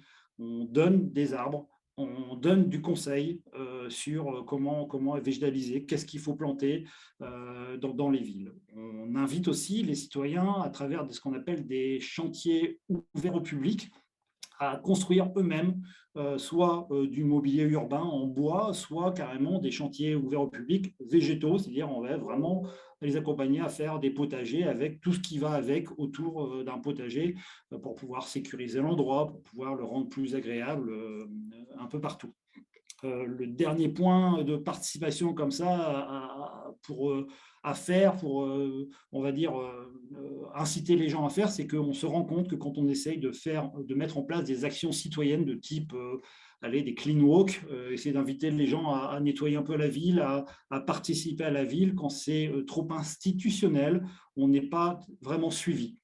Et on se rend compte que quand ça vient des citoyens, là au contraire, on a beaucoup plus de populations qui participent, beaucoup plus de jeunes en particulier, mais aussi des populations que nous, villes, on n'arrive pas à atteindre. Alors du coup, on se repose énormément sur ces associations. On essaie juste d'être en support. On les aide, on leur fournit du matériel, mais on ne se met pas du tout en avant. On accompagne, on va dire, en background, on accompagne les associations. Un autre point de participation citoyenne qui est important, c'est que pour tout ce qui est du coup la végétalisation, comme je le disais, on a planté 5000 arbres, on a l'objectif d'en planter encore 15 000 d'ici 2030. Donc du coup, on a lancé des études sur toute la ville pour savoir où est-ce qu'on peut planter, comment on peut planter. On se rend compte que ça veut dire beaucoup de choses, ça veut dire des changements importants, ça veut dire végétaliser des rues, végétaliser des places, ça veut dire supprimer des places de stationnement, ça veut dire changer les mobilités au sein de la ville pour pouvoir donner plus d'espace aux gens, plus d'espace à la végétalisation de la ville. Et simplement, du coup, ça veut dire comment on va faire accepter ça, comment on va mettre ça en place. Et on s'est dit qu'on allait lancer un parlement de l'arbre, une instance, pas forcément de décision, même si pourquoi pas, cette instance pourrait être décisionnelle, mais l'idée c'est surtout d'avoir une instance de partage d'informations, de compréhension. Pourquoi on a besoin de le faire? Déjà, expliquer à tout le monde pourquoi il faut faire ça. Ensuite, qu'est-ce que ça implique? Et enfin, comment on décide ensemble, qu'est-ce qu'on met en avant, qu'est-ce qu'on met en priorité, et comment on va effectivement décider ensemble que telle rue, elle sera plus circulée par des voitures, mais qu'elle sera à la place végétalisée. On a commencé par les écoles, par exemple, mais il va falloir le faire un peu partout, et c'est notre deuxième aspect sur lequel on est en train de travailler en ce moment. Voilà ce que j'avais à dire pour aujourd'hui. Merci beaucoup, adjoint au maire. Thank you very much for especially bringing the importance of adaptation and especially how we are going to include citizens not only in the process of implementing those adaptation actions, but also in the decisions that are being made. I think that your case, the case of Grenoble, also goes very much in line with the idea of regeneration that the mayor of Valongo was mentioning before. So how we are going to increase this vegetation coverage also in the urban spaces. Thank you very much for this very interesting case. Next, I'm going to invite Florence Daconan. She's the CEO of Autre Possible. Madame Conan, thank you very much for joining. If you are ready, you can take the floor. Thank you. D'accord, bonjour. Est-ce que vous m'entendez? Oui, très bien, merci. Merci beaucoup de m'avoir invité. Dans l'invitation reçue, il y avait deux questions qui étaient posées. J'ai envoyé un PowerPoint, je ne sais pas si vous l'avez, s'il est possible de le faire passer. Voilà. Donc, la question, c'était sur la participation citoyenne dans le cadre de la transition écologique. Donc, juste au démarrage, moi, je suis une organisation qui accompagne des gouvernements locaux, mais aussi d'autres types d'organisations comme la société civile, en Afrique de l'Ouest, notamment en Côte d'Ivoire, Sénégal, et puis également en France. Et en France, c'est à la fois métropolitaine et les départements et territoires d'outre-mer. Donc, avec des logiques très, très différentes. Donc, je voulais rappeler qu'on est sur les deux agendas liés au changement climatique, l'ODD 13, donc neutralité en 2050, mais aussi les 16 autres ODD, puisque le changement climatique va impacter l'ensemble des ODD. Je n'ai pas la main sur la navigation, mais en fait, il faut passer rapidement. La personne qui... Voilà, donc cette transition écologique, elle nous invite à penser la durabilité, même si on n'en met pas au premier plan dans le discours et dans l'approche avec les citoyens. La durabilité doit véritablement être le filigrane de notre pensée pour pouvoir cheminer dans la transition écologique. Et donc là, on est sur de l'innovation. Il faut avancer encore. Alors, il faut avancer. En fait, j'ai fait un... Voilà, on est sur de l'innovation et il y a un triptyque. Il y a la technologie, il y a le social, parce que finalement, qu'est-ce qu'on attend? On attend des populations, des décideurs, des organisations privées de pouvoir produire du changement. Et là, dans la réflexion au IDP, c'est avec quelle méthode? Et donc, l'innovation, là, on est sur comment est-ce que la participation citoyenne peut être un levier, peut aider à cette transition écologique. Donc, on avance dans les slides. La première question, c'était, voilà, est-il préférable d'être dans une vision verticale plutôt que dans un réseau horizontale. Donc, dans les accompagnements que je fais au niveau des villes, ce que moi je peux constater, c'est que quand on est dans une vision verticale, les décideurs ont des problèmes, ont des changements qu'ils veulent opérer. Ils font souvent appel à des experts métiers. Donc, par exemple, sur la végétalisation de la ville, on va faire appel au forestier ou à l'agronome qui va lui consulter des professionnels métiers, mais ça nous met aussi, slide précédent, pardon, ça nous met aussi en risque de, je ne vais pas y arriver, voilà, ça nous met aussi en risque de rater toutes les représentativités des différentes parties prenantes. Donc, la vision verticale permet d'arriver à une décision et une planification sur un temps très court. Mais une fois que la décision est passée, pour le côté de la mise en œuvre, là, on se retrouve avec énormément de complications au niveau des populations, parce qu'entre les populations et les responsables opérationnels, il y a tout un dialogue où le responsable opérationnel va essayer de faire adhérer la population à la décision qui a été prise sans que lui n'ait pu être consulté. Et là, on constate énormément de la part des populations des incompréhensions, des contestations, des non-applications, voire des mauvais usages ou des dégradations. Donc, le slide suivant. Là, dans le slide suivant, c'est la première type d'implication de la population, c'est cette implication large qui, pour moi, est une implication essentielle en termes de diagnostic. Oui, vous pouvez continuer, c'est pas grave. Donc, le décideur, lui, la clé, c'est le cadrage de la première définition du besoin, mais aussi le cadrage pour identifier l'ensemble des parties prenantes. On le disait, le développement durable doit laisser personne au bord de la route. Et pour informer les parties prenantes de la participation, de la consultation, il faut pouvoir trouver tous les mécanismes qui nous permettent de rejoindre ces populations. La digitalisation n'est pas partagée par tout le monde. Si on veut faire un réaménagement du territoire et qu'on veut prendre en compte le point de vue des enfants, il est impératif de pouvoir savoir comment rejoindre les enfants. Et donc, ce qui nous permet, si on arrive à identifier toutes les parties prenantes et à savoir comment communiquer avec elles, la complexité, c'est les parties prenantes les plus éloignées des dispositifs habituels, celles qu'on a du mal à faire venir, celles qui sont en défiance par rapport aux autorités publiques. Ça nous permet là de recueillir le savoir d'expérience, de recueillir le savoir d'usage et ensuite d'élaborer un diagnostic partagé. Mais souvent, dans ce diagnostic partagé, la clé, c'est aussi le suivi. C'est-à-dire que les populations se sentent souvent, on prend notre avis et ensuite on n'en fait rien.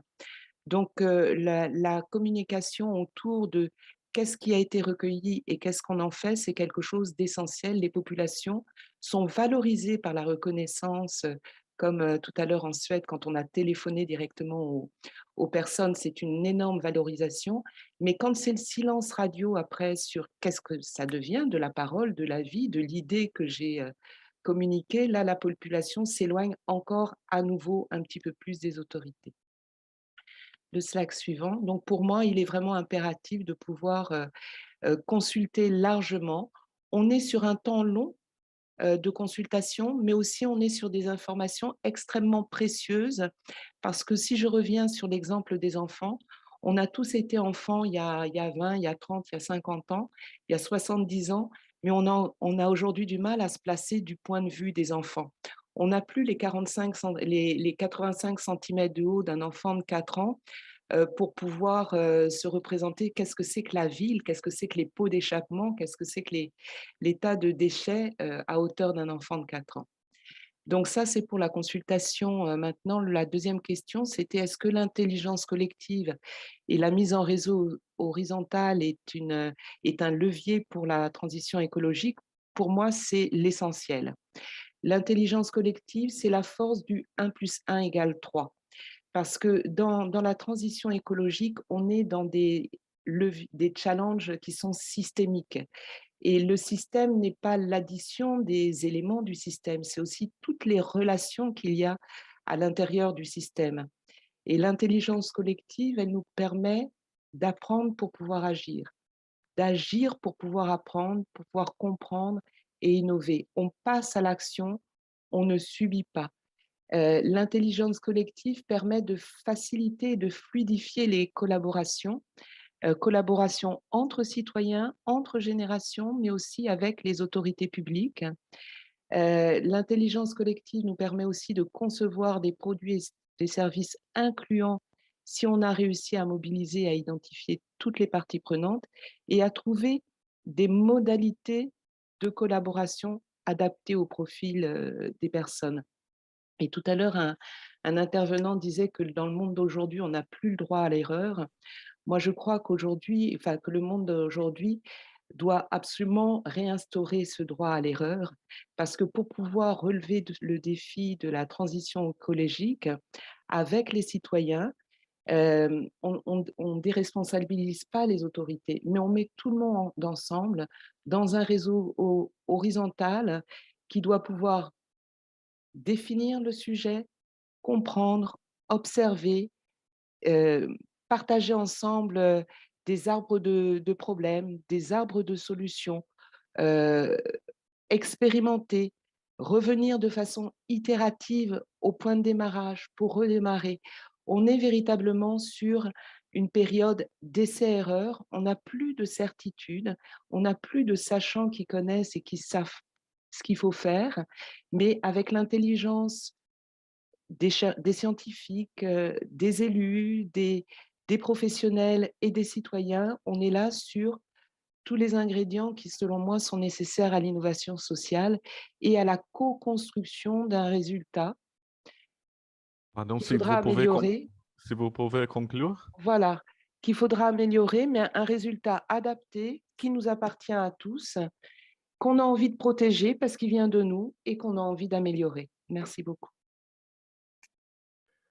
Merci à vous, Madame Conan. Excuse-moi pour vous interrompre. Thank you very much. I think you brought very interesting comments and explanation about the methodology and how we need to balance the types of decision and the process that we need to go through, for example, when there is an emergency.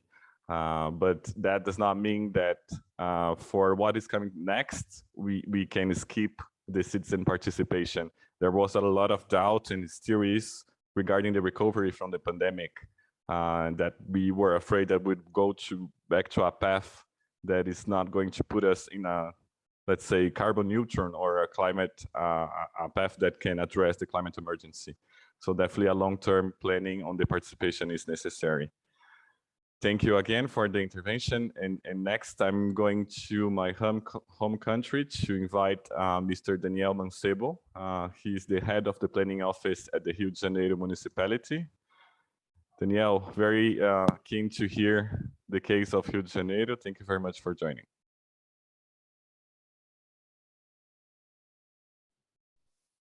Muchas gracias. Muchas gracias por la oportunidad de estar aquí presentando el caso de estudio de la ciudad de Rio de Janeiro. Saludo a los compañeros de ese panel y al público presente. Mi charla abordará dos puntos principales. El primero, la contextualización del Plan de Desarrollo Sostenible y Acción Climática. Este es el principal instrumento que traduce la Agenda 2030 a la realidad de la ciudad. El punto 2 es el proceso de participación social y grandes números de ello. El Plan de Desarrollo Sostenible estabelece las políticas amplias y de mediano plazo, estableciendo visiones y aspiraciones para el 2050 y metas para 2030, en línea con las metas de desarrollo sostenible de la ONU.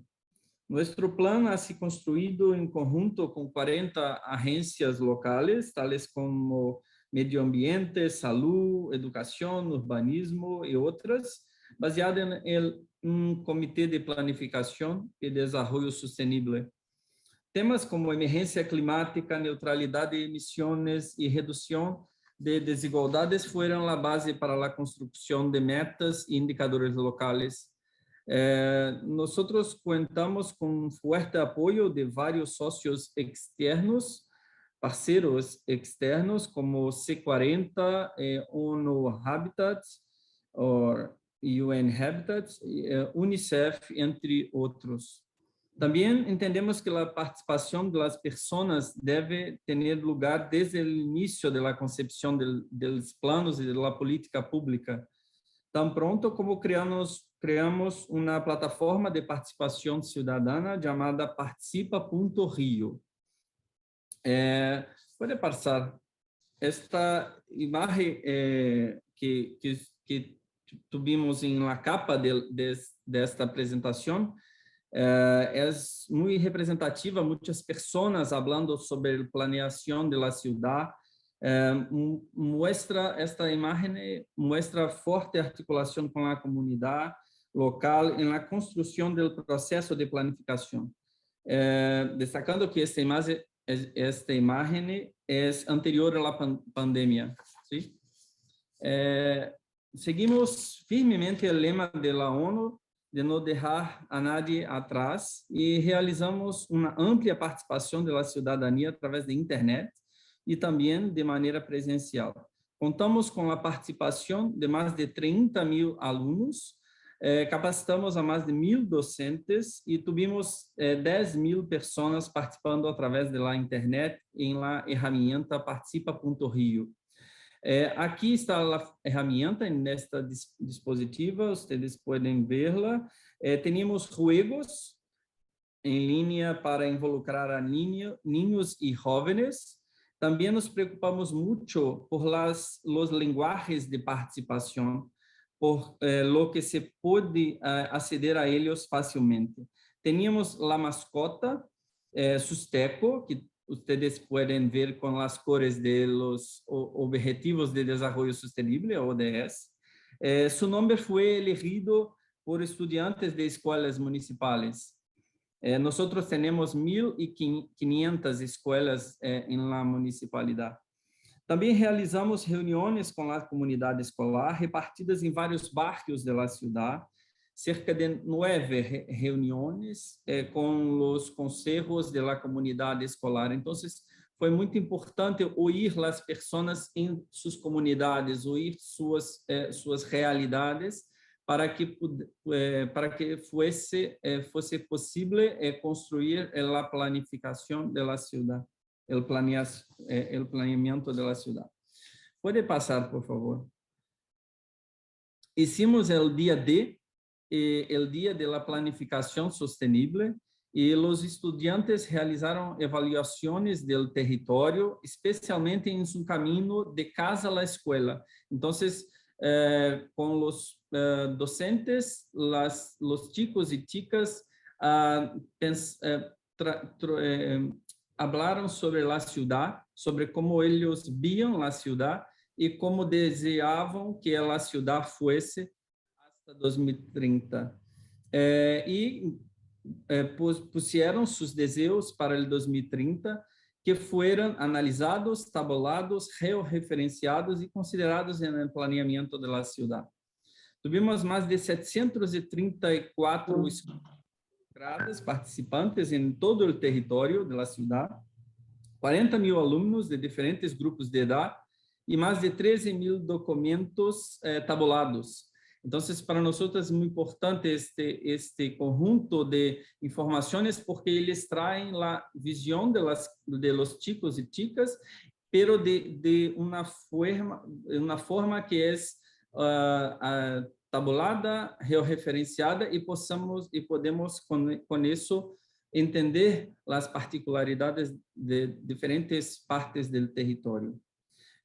Puede pasar, por favor. Sí. Una anterior, perdón. Entonces, tenemos acá, por ejemplo, algunos dibujos por cada uno de los ODS. Entonces, tenemos 17 ODS y tenemos muchos dibujos y análisis que fueron hechas para cada uno de estos 13.000 documentos y con intereses y contribuciones de los chicos y chicas. Y para la ciudad de Río de Janeiro es muy importante tener la percepción de este grupo y de de partes de la ciudad, de todas las partes de la ciudad, para hacer un planeamiento más sostenible, más que pueda tener las particularidades y las percepciones de las personas, de todos nós. Puede seguir, por favor. ¿Puedes concluir, por favor, Daniel? Sí, claro. El último, la última diapositiva, por favor. Sí, y acá estamos nuestros contactos. Para obtener más informaciones, por favor, visiten participa.rio. Muchas gracias. Gracias a ti, Daniel, por compartir la experiencia de Río. Perdona que te interrumpa, es que vamos un poquito tarde, tenemos aún dos presentaciones, así que muchas gracias por la paciencia a todos. Yo creo que has hablado también, y también la señora Price y también la Conan habían hablado de los ODS como ese contexto que nos sirve para tanto buscar métodos de participación, como también mejorar la planificación de las ciudades. Y sobre todo por la inclusión de niños y adolescentes en ese proceso, que son piezas fundamentales de la inteligencia colectiva que nos comentaba antes la señora Conan. Pues muy bien, ahora let's continue, and apologies again if I need to warn you about the time, but we are going to hear from Cristina Paci. She's from the Environmental Transition Directorate of Milan, the city of Milan. Ms. Paci, thank you very much for joining.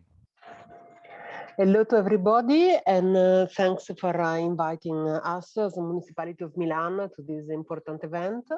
I'm Cristina Paci, and I'm a collaborator of the Municipality of Milan, working directly with environmental transition and the stakeholder engagement and involvement of citizens into environmental transition issues.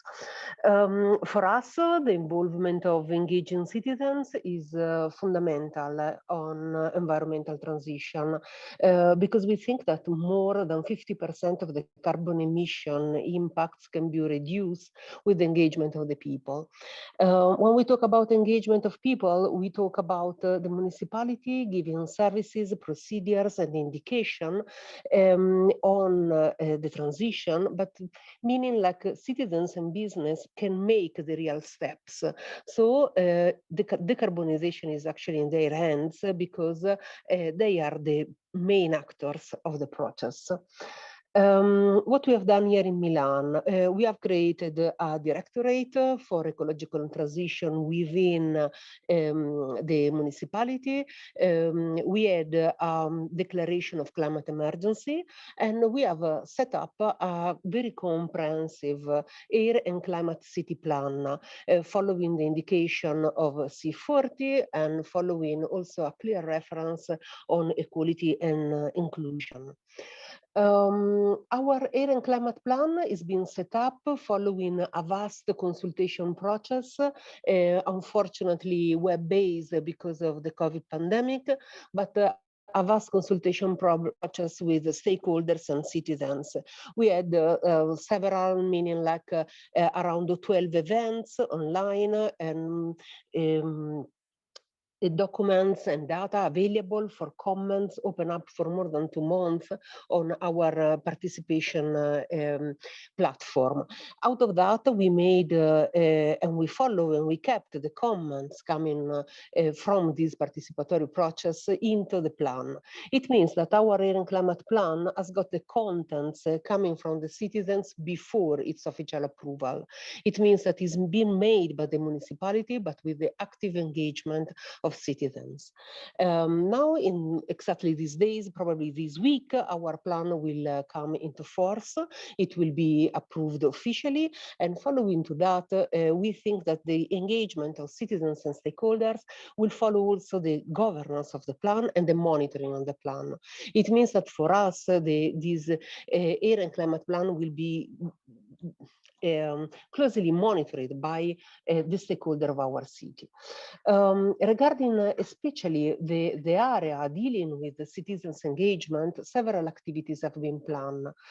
We have a strong communication plan, meaning realization of campaign, in different level of information for citizens, but also for association, for other groups working at the local level, using social media, fact sheets and booklets and so on. Then we have got behavioral campaigns, so web-based apps able to track the data of the citizens changing their behaviors in order to give them price and giving approval and to sustain also through gamification processes all the citizens able to change their habits in order to working towards our target of decarbonization. At the same time, using behavioral campaigns, apps and web-based tools, it will allow the municipality of Milan to collect data favoring the policy making based upon real data, so a data-driven policy making. At the same time, so we work out on another action that we call the action 3 of the area relating to citizen involvement, dedicated to mapping the areas of fragility of the city, the most marginalized area, and to structure on them a specific participatory process of involvement of citizens in energy efficiency or transformation of the cities in terms of regenerating the city in order to meet our targets. These experimentations are based mainly on pilots financed through the European projects and European funds. Then the real measure device to take and to keep the participation of citizens inside the air and climate plan is what we call the permanent civic body. The permanent civic body is a body in which a sample of citizens are going to be randomly selected to take part into this body and to be in charge for 6 months in order to decide about the air and climate plan of the city. So they will take decisions and they will take forward the ideas of the citizens. Then on a rotatory base, if you could please conclude. The sample of the citizens will change. Another area very important for us is the use and reuse of data. So we will work on citizens science projects to support the development of new businesses in relation to ecological transition. And then we have specific action on enterprises, meaning support the micro and small enterprises in taking steps towards decarbonization, and at the same time to work with the bigger companies in supporting their CSR efforts to structure a city alliance and a city contract on ecological transition. Thanks a lot. Thank you very much, Ms. Paci, and especially for reminding us that this participation process also needs to consider several sectors and actors that are acting in our territory and our cities, for example, the private sector. Without further ado, just wanted to go to our final but not less important intervention. Apologies for the delay and thank you very much for the patience. Daniela Mann, she's the Network and Delivery Manager at Democratic Society. Daniela, the floor is yours. Thank you so much and good afternoon from Vienna. And thank you also for everyone that contributed to setting up the session and to all the speakers. It's really exciting to hear your experiences in engaging citizens, and it's very exciting to learn from you. So I work for the organization Democratic Society. It's a networked organization working across Europe to creating a democracy that works for everyone. And in the next few minutes, I would like to introduce to you a bit of our work on climate and democracy in cities, and in specific, the democratic climate model, a model that we recently developed. So in our work, we see clearly that the climate crisis is a major challenge for traditional representative democracies and city administrations. There's several reasons why, but I would like to pick out two. You can still stay on the first slide. So first, tackling climate change requires decisions that often involve political and financial risks, as well as trade-offs. So this can be, for example, limiting the numbers of cars in the cities, so they're seemingly unpopular decisions. And second, climate change affects social groups very differently, and it's the vulnerable, the elderly, and the sick suffering particularly from the effects of climate change. And as it has been said already, climate change not only triggers pre-existing inequalities, it also intensifies them. And moreover, we see that it's these groups that are the traditionally underrepresented groups. So they're less involved in political processes, political decisions, while being hit hardest. So this is why we focused on this question that you can see on the slide here very intensively in the past years. How can we better address the climate challenge by addressing the democratic challenge? And on the next slide, you see now a project that we've been recently working on this project. It's the Healthy Clean Cities Deep Demonstration Project funded by EIT Climate Kick. So this project brought together 14 European cities, the ones you see on the slide here, as challenge owners, together with 4 design partners with expertise in different areas. It's green finance, innovation, carbon accounting, and citizen participation. And so together as a group, we looked at the biggest barriers to carbon neutrality in each of the respective cities and developed together levers to overcome these barriers. And at Democratic Society, we used this project also to learn, and we wanted to use the data and learnings of this project, including interviews and self-guided mapping activities, to develop a scalable model that could be tested with any city. And this is the one that I would like to present to you now. So on the next slide, you see the design of the democratic climate model. And I'm going to go into detail what exactly it shows in a second. Just that you understand the design, what you see is the city from a bird's eye view. So you see the canopy of trees that grow from the outside of the city to the city center. The idea of this model is the denser the canopy that covers the city, the more likely its structures and processes support climate resilience. So by growing more to the inside, you can observe a shift towards strengthened citizen participation and climate policy governance. So how does it work? What did we find in our research with these 14 cities? You can go to the next slide, please. So this city canopy is a tool for mapping the structures and processes needed to progress towards climate resilience. In this map, you see that we identified 4 elements. That's the ones that you see on the outside of the circle through our research that is central to climate resilience in city. So it's diversity of actors, participatory culture, subject matter expertise, and resources. So each of these elements has several characteristics that we use to calculate the city canopy. And in essence, it is a tool that allows us to aggregate, measure, and visually represent a city's climate resilience, and also to present a map in which areas there's still action needed. We're currently testing the democratic climate model and further developing it, but a message that is already really clearly coming from it is that city leaders can better address climate challenges by embedding democratic principles such as collaboration, power sharing, and transparency in their climate work. And I'm also going to share some more information in the chat now if you're interested. I also prepared some short example of our work in practice when we are implementing this work. So if you go to the next slide, I'm just going to briefly touch upon this because I know we're already over time. So currently we're supporting the city of Vienna in the ambition to become carbon neutral by 2040. And one of the projects we are working on is a participatory budget for climate action. And the three points that you see in this slide here is the 3 goals that we are trying to follow up with this project. So the first one is developing democracy. So one of the core aims is also to ensure that traditionally underrepresented groups are heard and represented in this process. And this includes also giving Viennese residents without voting rights a say. The second goal is to address climate change. And the assumption of this project is that climate solutions need to be designed with citizens. So we need the lived experience of those that ultimately have to change their mobility, their behavior, where they live, how they consume. And involving citizens in developing solutions not only ensures that we develop solutions that citizens can support, but also developing solutions that supports them.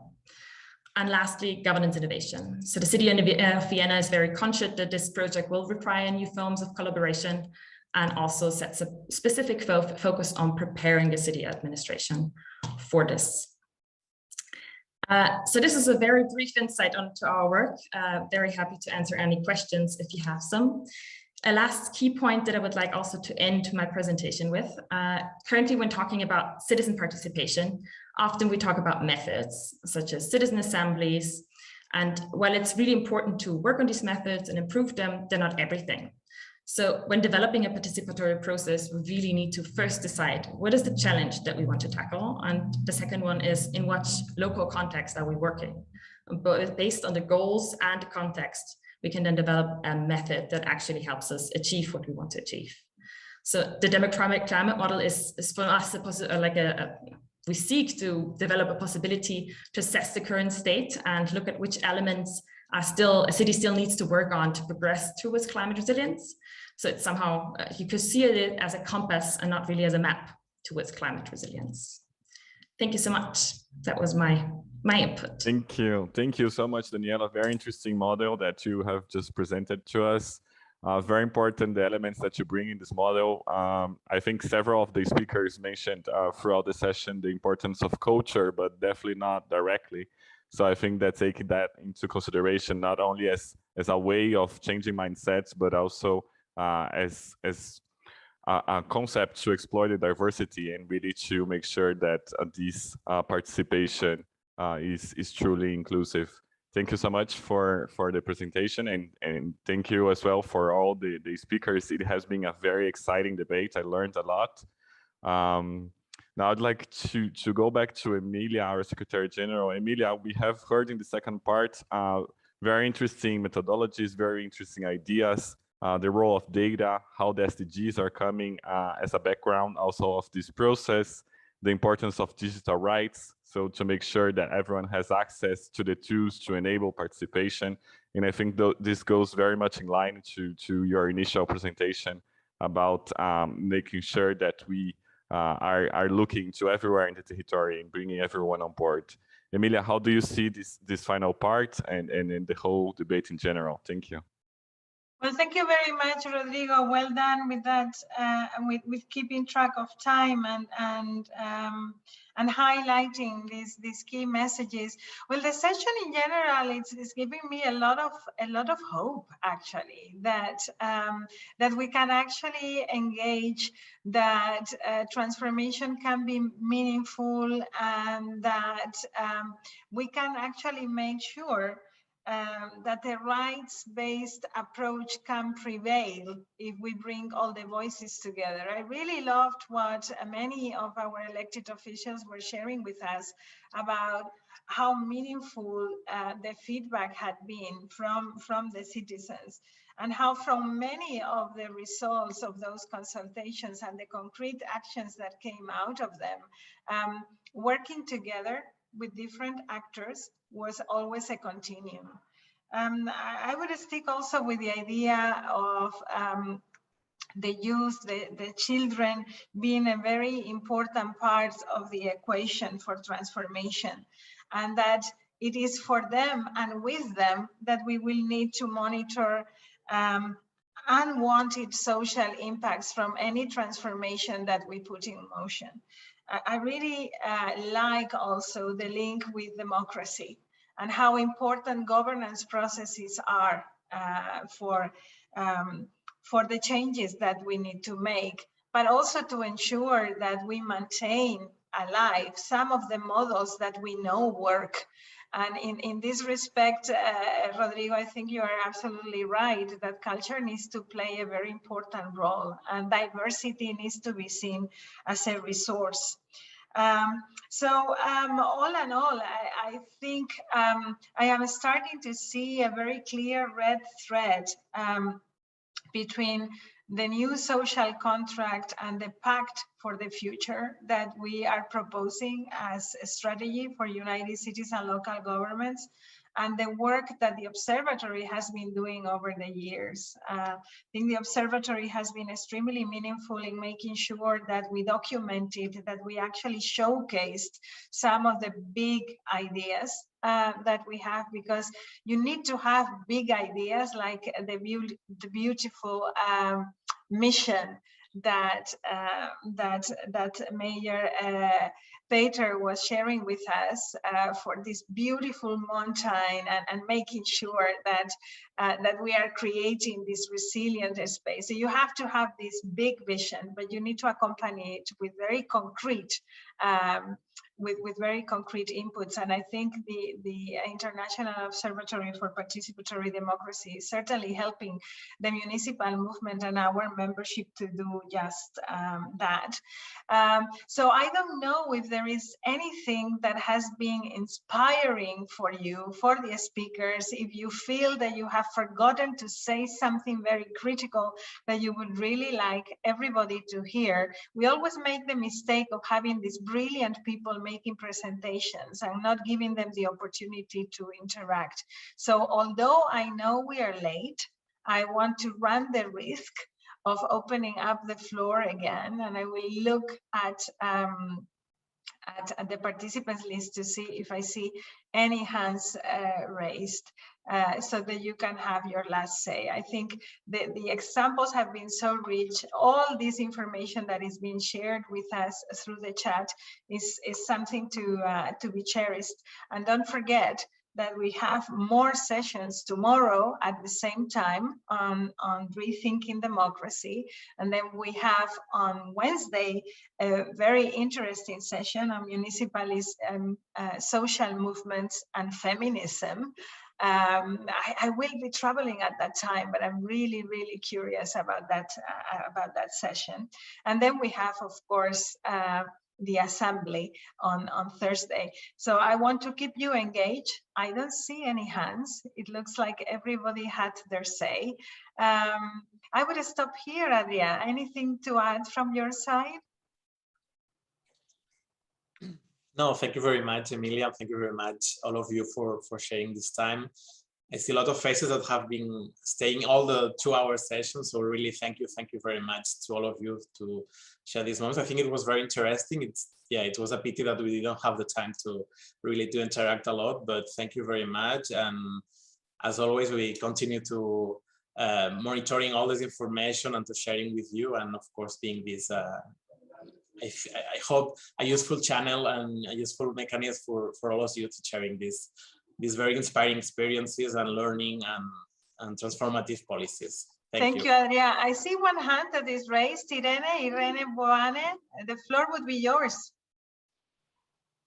Hi, everybody. Thank you very much for, can you listen to me? Yes, we hear you. Thank you. Thank you so much. And thank you so much for this section. Thank you for the experience that have been shared. I'm really impressed. I'm really inspired. And the question is about, I would like to know basically if it's possible to have the presentations available and where can we get the presentation, because I saw them, which are very interesting. And I saw the last presentation, I saw this Sweden experience, Rio de Janeiro as well. We are Portuguese speakers, so we find it quite interesting, and we are more close due to the language. So could be interesting for us in Maputo as well to access to those presentations and see what can be adapted, what we can probably involve, let us say, the research people from academy to learn or to adapt something else for the city of Maputo. Thank you very much. And congratulations to all. Thank you very much, Irene from Maputo. You have just received your answer. All the presentations are going to be available at the website that you see now in the chat. Thank you. Please visit that after the meeting and you will find the information that you need. If you still have questions, don't hesitate writing to the Secretariat of the Observatory. We will make sure that we follow up with you. I hope you can also participate in the coming days to the exchanges. Thank you, everybody, for accompanying us, for shaping transformation. To our membership, a special thank you to the elected officials, but also to all the partners, and of course to Cocody and Barcelona. Without your commitment and visions, nothing would be possible. And congratulations to Grenoble that is going to host the conference next year, and to all the winners of the OEDP prize that were awarded last week, and that we have had the opportunity to listen to today, Milan among others. Thank you, everybody. Please do keep well, be careful. The virus is still out there, so one more push to be conscious and careful. Please keep healthy. Thank you, everybody. Bye-bye. Bye.